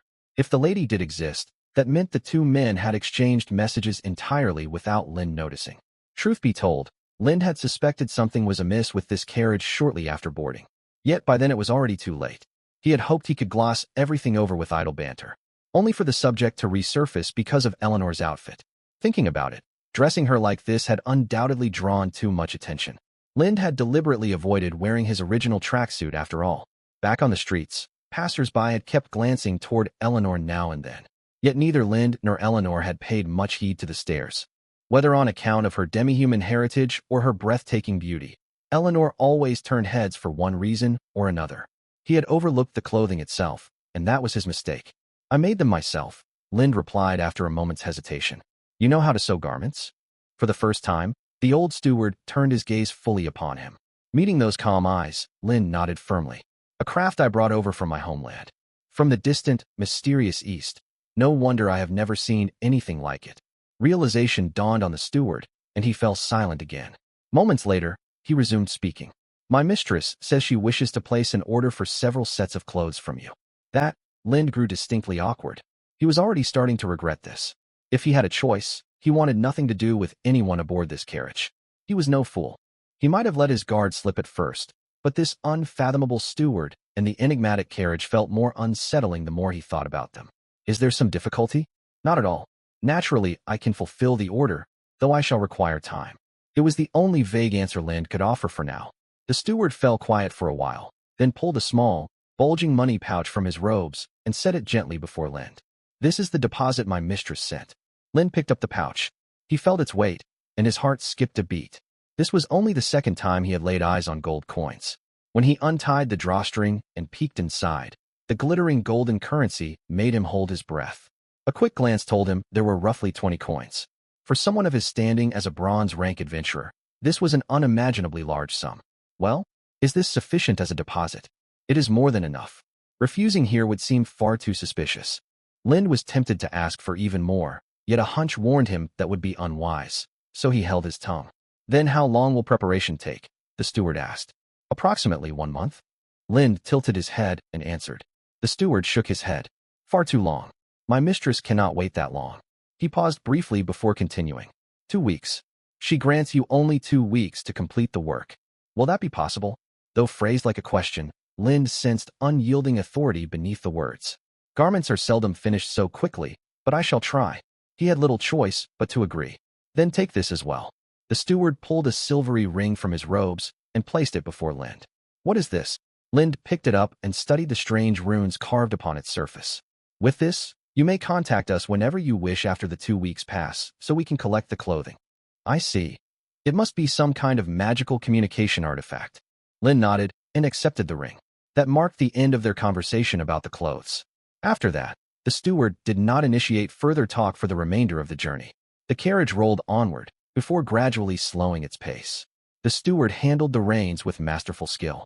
A trek that would have taken an entire morning on foot was covered in merely half an hour, and soon they reached their destination. Once the carriage came to a halt, Lind tugged Eleanor and jumped down. Thank you very much for giving us a ride today. He shot a glance toward Eleanor, and the two bowed together to express their gratitude. Lind had kept track of their route the whole way, and he was certain they had traveled correctly. This place was indeed his target, Village Belle. In response to their thanks, the old steward simply nodded, showing no inclination to say more. Yet after a short pause, he suddenly looked straight at Lind. My mistress commends how you treat your demi-human slave kindly. The unexpected comment caught Lind off guard.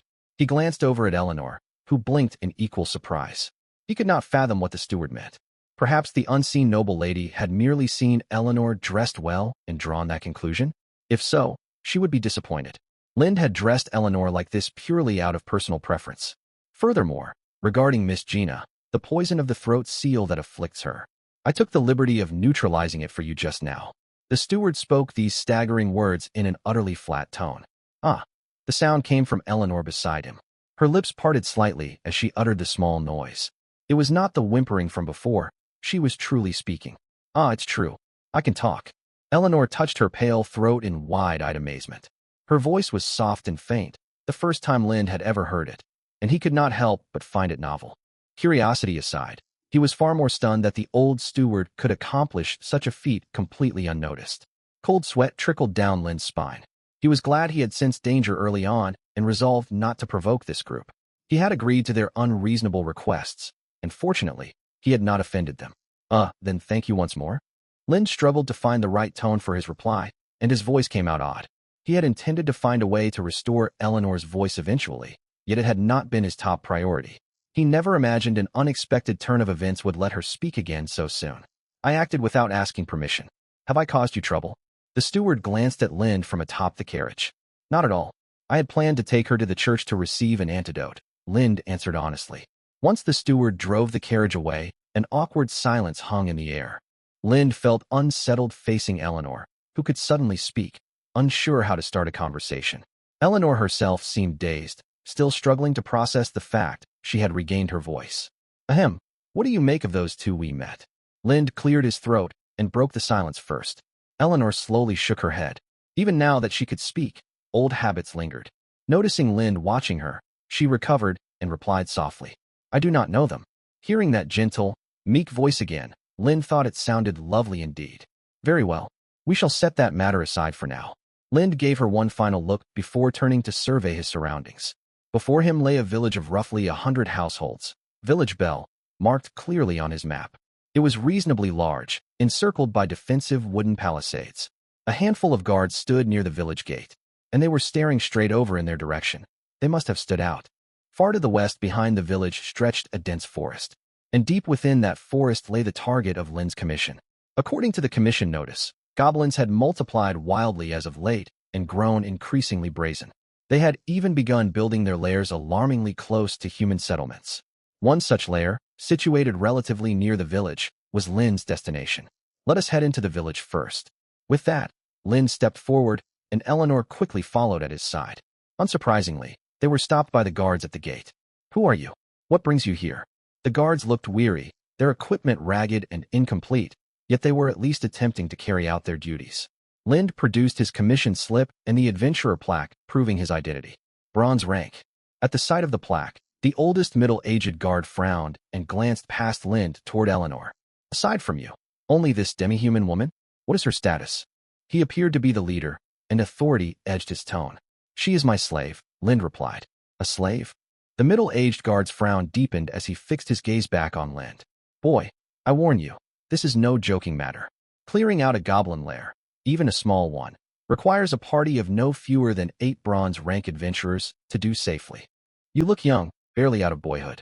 Could it be you only just earned your bronze plaque and rushed to take our commission without thinking? Does the Adventurers Guild handle assignments so carelessly these days? I say this for your own safety. Go back and withdraw this commission at once. Lind was caught off guard. Truth be told, he had worked as an adventurer for over a month, yet he had never encountered anything like this. This was the first he had heard that the quest demanded a team of 8 bronze adventurers.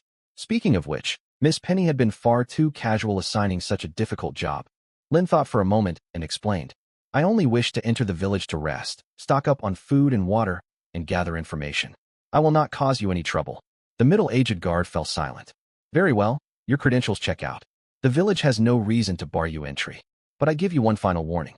Do not get it into your head to play the hero alone. With that, he stepped aside and called to a younger guard behind him. Go inform the village elder of this. And so the two of them finally entered Village Bell.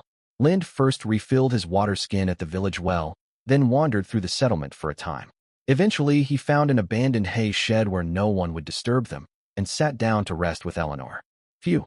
Lind stretched out on the hay in the shade and let out a long breath. Constant travel and dealing with strangers had kept his nerves taut this whole time. Now that he could relax, weariness washed over him.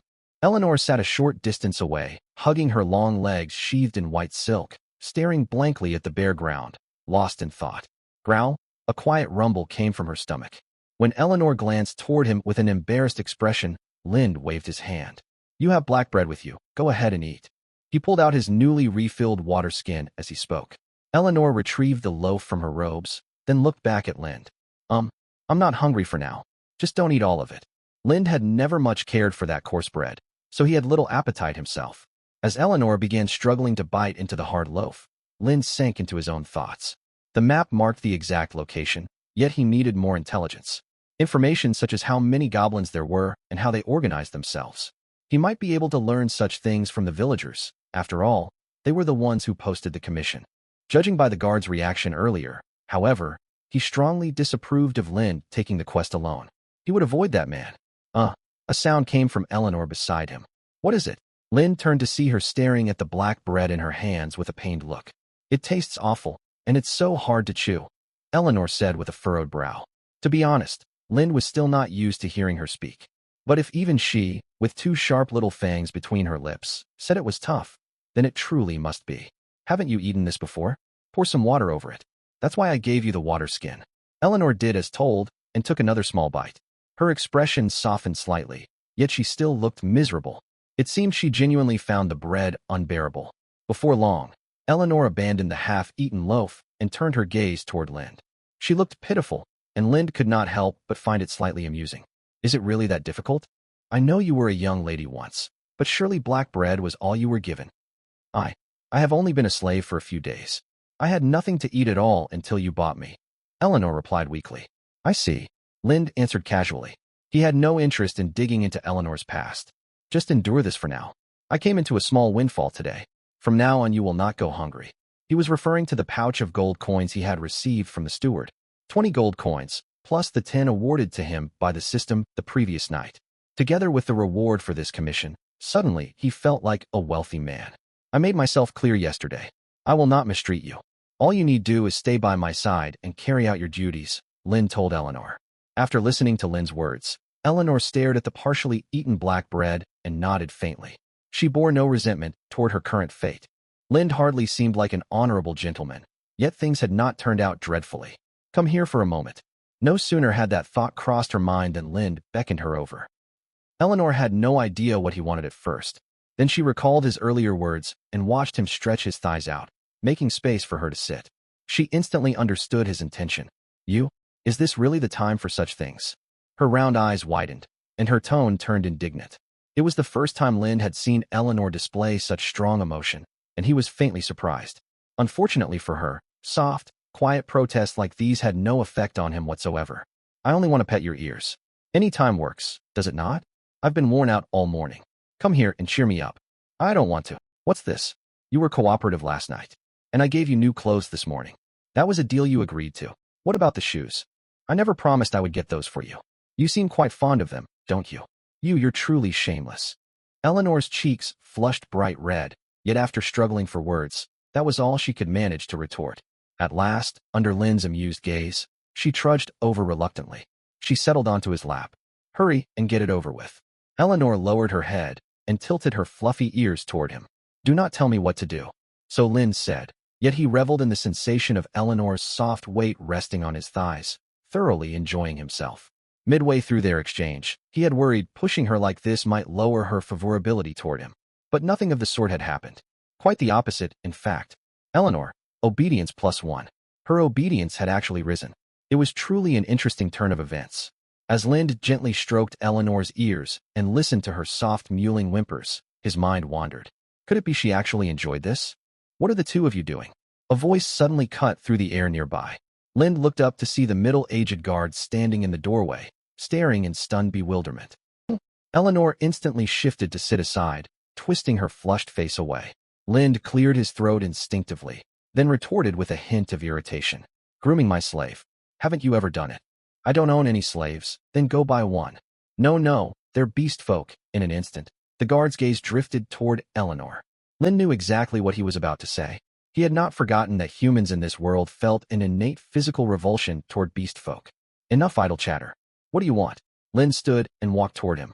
Before leaving Eleanor's side, he leaned in and whispered, We'll continue this later. Without waiting for her response, he stepped up to the guard. I merely came to share information related to your commission. I'll take my leave if I've disturbed you, the guard said. Lind blinked curiously. This is out of the blue. Had a change of heart. The guard clicked his tongue unhappily. Boy, I only came out of goodwill because you look dead set on going yet seem utterly confident. If I had a choice, I'd hand this job over to a more seasoned adventurer party. At those words, Lind shook his head slightly. But there aren't any parties willing to take your commission, are there? It only just dawned on me. 25 silver coins split between an 8-person team. That's barely slave wages. That. A look of embarrassment crossed the guard's face, and he quickly defended himself. The Adventurers Guild takes a cut too. Even so, you're offering far too little. The guild is overflowing with commissions with far better pay. The guard fell momentarily speechless. Of course, Lind had not said this just to embarrass him. Anyway, spill what you know. Hand over all your intel, and I'll set off shortly. Are you certain you can handle this? The guard frowned, clearly lacking faith in Lind. If I can't, I'm the one who'll get hurt. You stay safe here. You've got nothing to lose. After hearing Lind's reply, the guard heaved a deep sigh. Very well. Listen closely. He proceeded to reveal a great deal of useful information. The exact location of the lair, the surrounding terrain, and the approximate number and arrangement of the goblins. A troll. Lind raised an eyebrow upon catching that critical detail.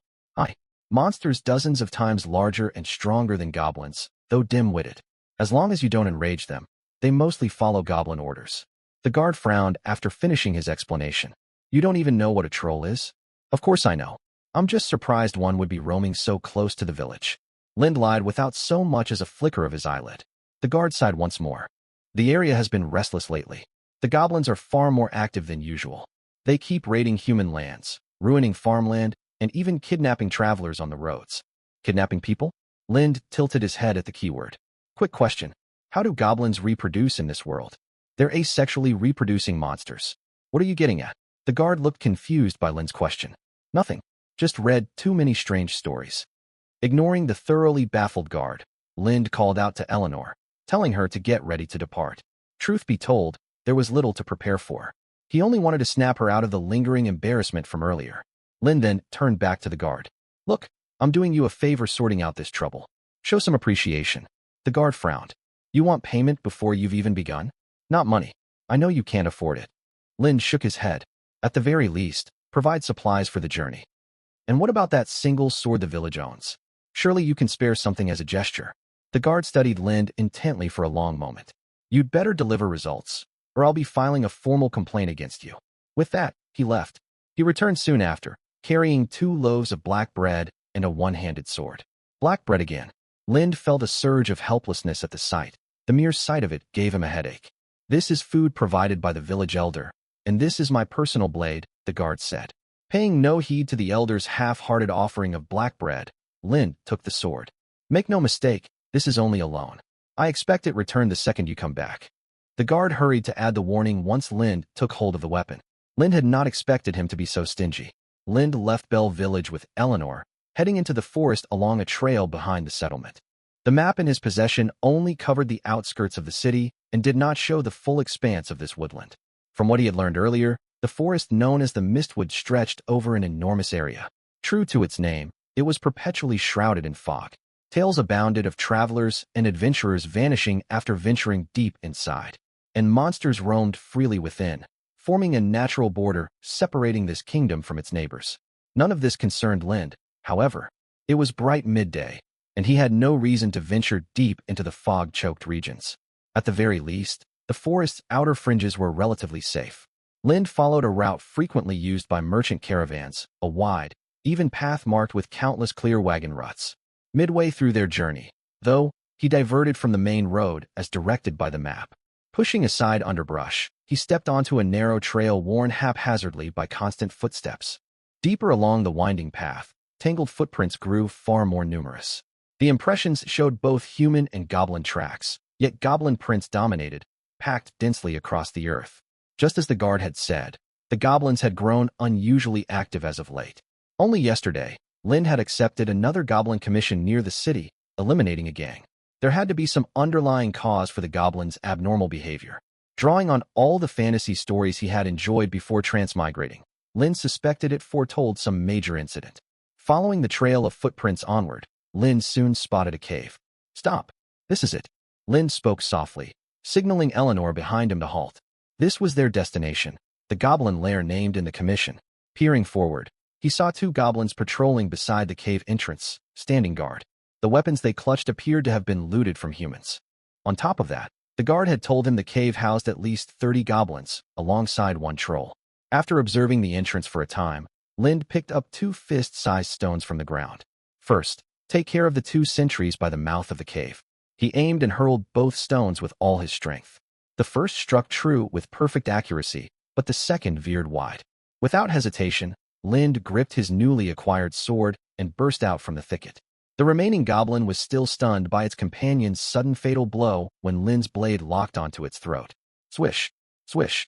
1 strike to sever the neck, a second finishing blow. Without mishap, Lind swiftly ended both goblins' lives. Quest progress, 2 out of 10. Screech.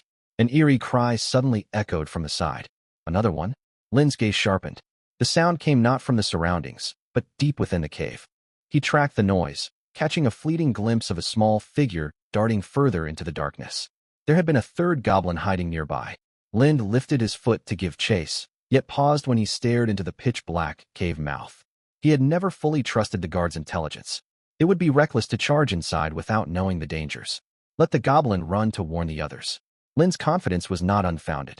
After that brief fight, he felt in peak condition. This was the payoff for allocating his stat points. Both his strength and speed had received a marked boost. Eleanor, come here. Lind called Eleanor over. She had stayed back watching. In front of her eyes, he sliced the left ears off the 2 still warm goblin corpses. He tore a filthy scrap of cloth from one goblin and wrapped the ears inside.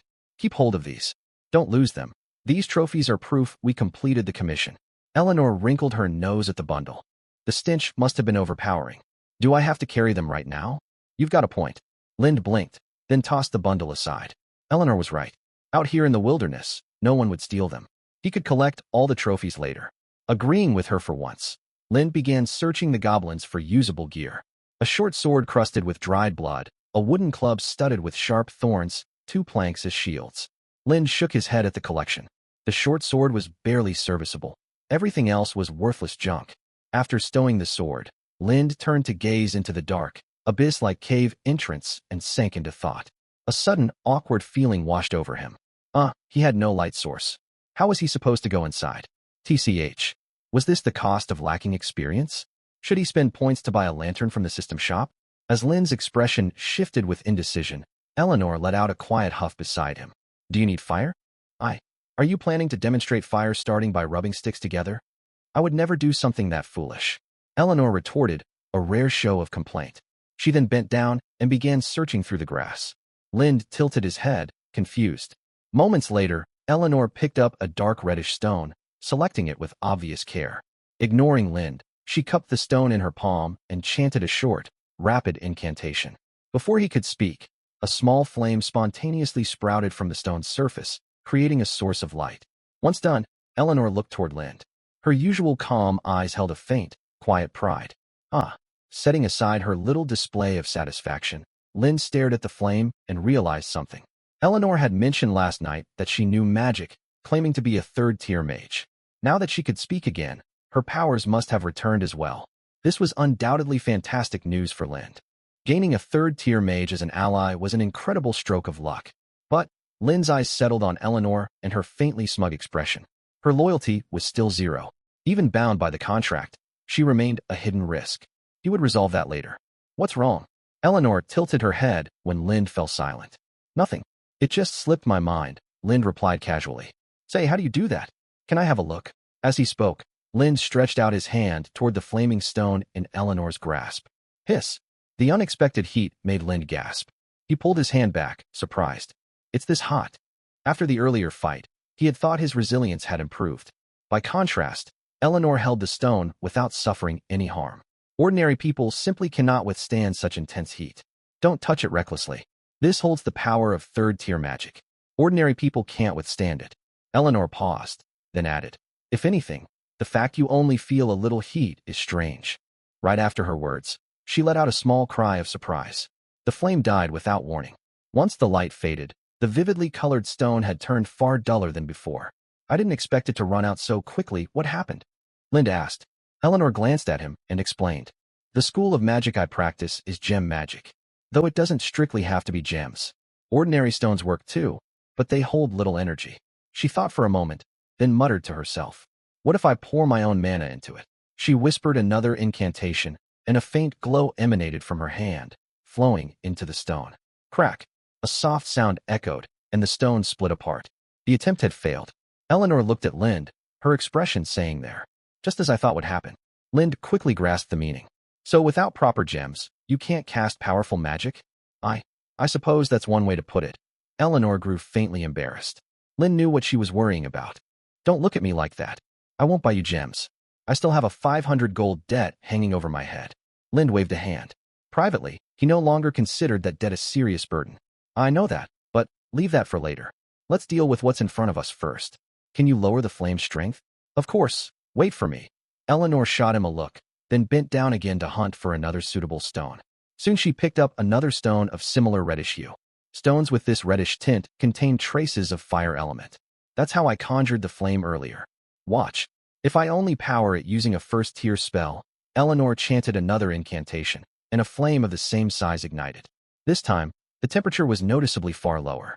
This should do, whoa. Eleanor suddenly let out a yelp of pain. Lind had tugged on her cat ear. What are you doing? Eleanor's eyes flew wide. She struggled, but Lind let go. Don't touch my ears out of nowhere. Eleanor was furious, but sounded like a squeaky kitten. Lind let out a cold huff. You scorched me on purpose just now, didn't you? What? Eleanor's face stiffened. When you saw my hand reaching, you cranked your spell to tier 3. Do you take me for a fool? Eek. If my constitution weren't sturdier, I would have been burned. I didn't. Still lying. Lind grabbed her cat ears again. Speak. Was it, or wasn't it? Fine, yes. I apologize, stop pulling. When Lind released his grip, a few teardrops welled at the corners of Eleanor's eyes. But it was an instinctive reaction.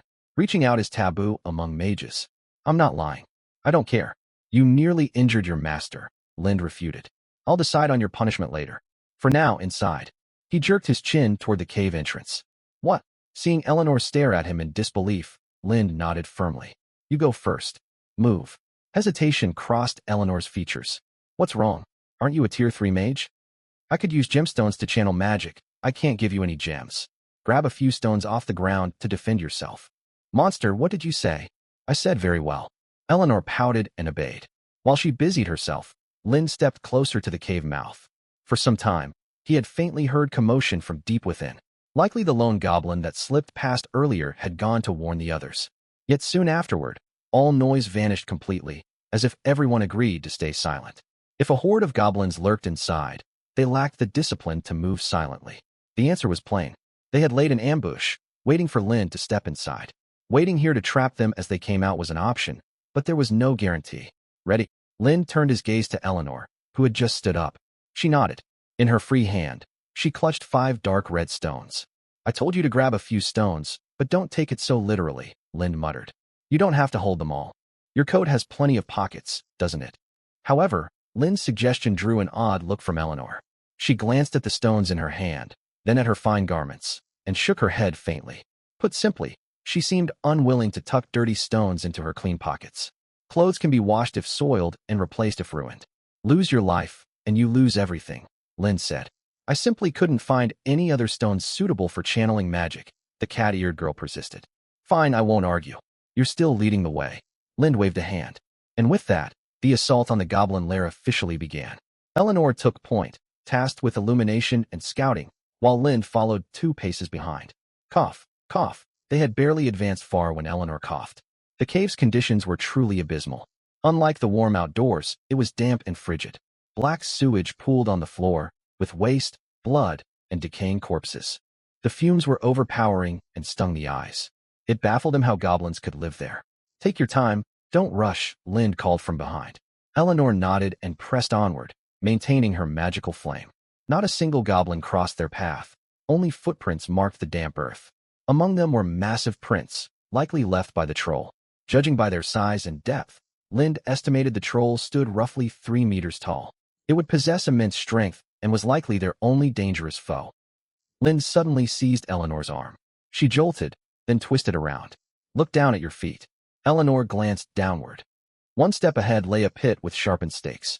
Keep your eyes on the path and stop letting your mind wander. Chastened by Lynn's rebuke, Eleanor fell silent. Fortunately, they could skirt the pit. Further along, they encountered several more traps of similar design. Someone as inattentive as Eleanor would easily fall victim, but they were safe with light. It made sense. The goblins had only recently claimed the cave. With their limited intellect and resources, they couldn't construct sophisticated traps. Even so, Lynn did not let his guard slip, and Eleanor was more careful. Crack! Lynn swung his sword, cleaving through an obstructive spike. Deep! The sudden movement startled Eleanor. Lynn was about to speak when noises echoed from deep within the cavern. Stay sharp. Lynn lowered his voice, signaling Eleanor to be on guard. Moments later, a squad of goblins burst around the bend, brandishing weapons and torches. Just as I thought, Lynn's suspicion was confirmed. Ever since entering the cave, he had felt something amiss. Though no goblins had shown themselves, he could sense their presence lingering nearby. Evidently, a squad had shadowed them from the front all along. Eleanor's involuntary shriek must have tricked them into investigating. All these thoughts flashed through Lynn's mind in an instant. The moment the goblins revealed themselves, Lynn raised his sword. Yet Eleanor struck first.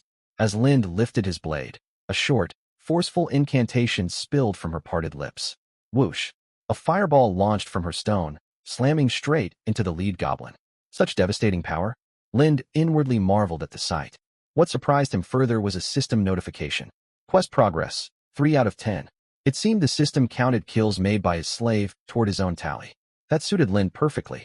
Otherwise, he would constantly have to tell Eleanor to hold back. Gagaga! At the sight of their fallen kin, the goblins erupted into chaos. They raised their weapons and charged straight at Eleanor. Lynn's eyes darted quickly as he counted. 7 goblins in total, including the one just slain. Eleanor remained unruffled. She resumed chanting. The stone whose flame had died after the last spell suddenly hurtled forward like a bullet, connecting squarely with another goblin's skull. Quest progress, 4 out of 10. A different method, yet equally fatal. She grabbed another stone at once. The same sequence unfolded. A fireball streaked out, direct hit. Quest progress, 5 out of 10. The fireball struck, followed immediately by the stone itself, direct hit. Quest progress, 6 out of 10. In less than half a minute since the goblins emerged, Eleanor had single-handedly eliminated 4 of them. The remaining 3, dim-witted as they were, realized this cat-eared maiden was too tough. The 3 goblins' legs shook, and they turned to flee. Not so fast. Flushed with momentum from her victories, Eleanor hurled all her remaining stones in one go. As she finished her incantation, multiple fireballs surged forth, engulfing the three fleeing figures entirely. Gah! The goblin's shrill screams and the acrid stench of burning flesh made Lind blink. Quest progress, 9 out of 10. He knew Tier 3 mages were powerful, yet he had not imagined power on this scale. And clearly, Eleanor had not unleashed her full strength yet. Humph! Having wiped out an entire goblin squad, Eleanor preened triumphantly, as if avenging her earlier grievances, humming happily to herself. At that very moment, Lind did not hesitate and flicked her sharply on the back of her head. What was that for? Eleanor clutched her head and twisted around. You've used up all your stones. What are you going to rely on now? Where will our light come from? There are torches over there. Eleanor pointed toward torches discarded on the ground by the goblins, yet their flames sputtered weakly, on the verge of dying out. Quick! Lind lunged forward with lightning speed, snatching one torch and relighting it from the smoldering corpse of a goblin. Just barely. They had managed, but losing their light would have spelled disaster. Without illumination, continuing deeper would be impossible.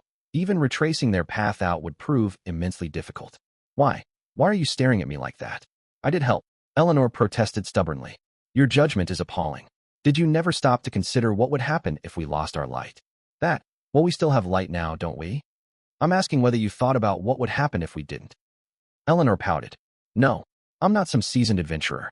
This is my first time seeing goblins, so naturally I can't match you. Faced with such defeatist retort, Lind shook his head. Evidently, for all Eleanor's impressive raw power on paper, she still had much to learn. Lind drew a deep breath to steady himself and quickly realized he was not truly furious. It was only their second day together. There was no need to rush. He had all the time in the world to train this Catgirl. Sensing a shift in Lind's gaze, Eleanor shifted uncomfortably. Oh, let's keep going. She turned to press onward, but Lind pulled her back again. Do you have any other means to defend yourself? Eleanor shook her head. Then are you trying to get yourself killed? Swap positions. Lind issued the order calmly and drew her back. Eleanor looked surprised. I thought you put me up front to act as your shield. Do you believe that is your only worth? Lind countered. Eleanor fell silent. She could not bring herself to grasp what value she held for Lind, nor did she wish to dwell on it. It felt as if dark truths would surface, so she chose not to think about it. After switching positions, Lind took the lead this time. He held the torch in one hand and his sword in the other, advancing with a calm, yet vigilant gaze. He doubted only one group of goblins had followed them. After the skirmish, just now, the goblins deeper inside would have realized the intruders invading their lair were far tougher than expected. Shortly afterward, an unexpected obstacle appeared. The path ahead split into two forks, left and right. With Eleanor unable to offer useful insight, he would have to choose one route. Lind observed his surroundings as he deliberated. The left passage was comparatively narrow, while the right was wider. Footprints, including those belonging to the troll, all clustered along the right path. By all appearances, the right fork led to the main nest. Yet after some thought, Lind resolved to take the left. There was no complicated reasoning. Large creatures could not fit through this passage, and that included the rumored troll. Even if his assessment was wrong, its movement would be restricted. So far, the goblins themselves posed little threat to Lind. The troll remained his sole source of concern. For these reasons, Lind headed left. He intended to eliminate any threats on this side first before deciding his next move based on what he found. Keep watch on our rear, Lind reminded Eleanor, warning her to stay alert against enemies sneaking up behind them. Eleanor nodded.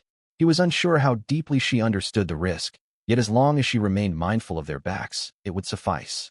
Venturing deeper down the narrow left passage, Lind soon spotted something amiss. The tunnel was not especially long, roughly 100 or 200 paces, and held no traps.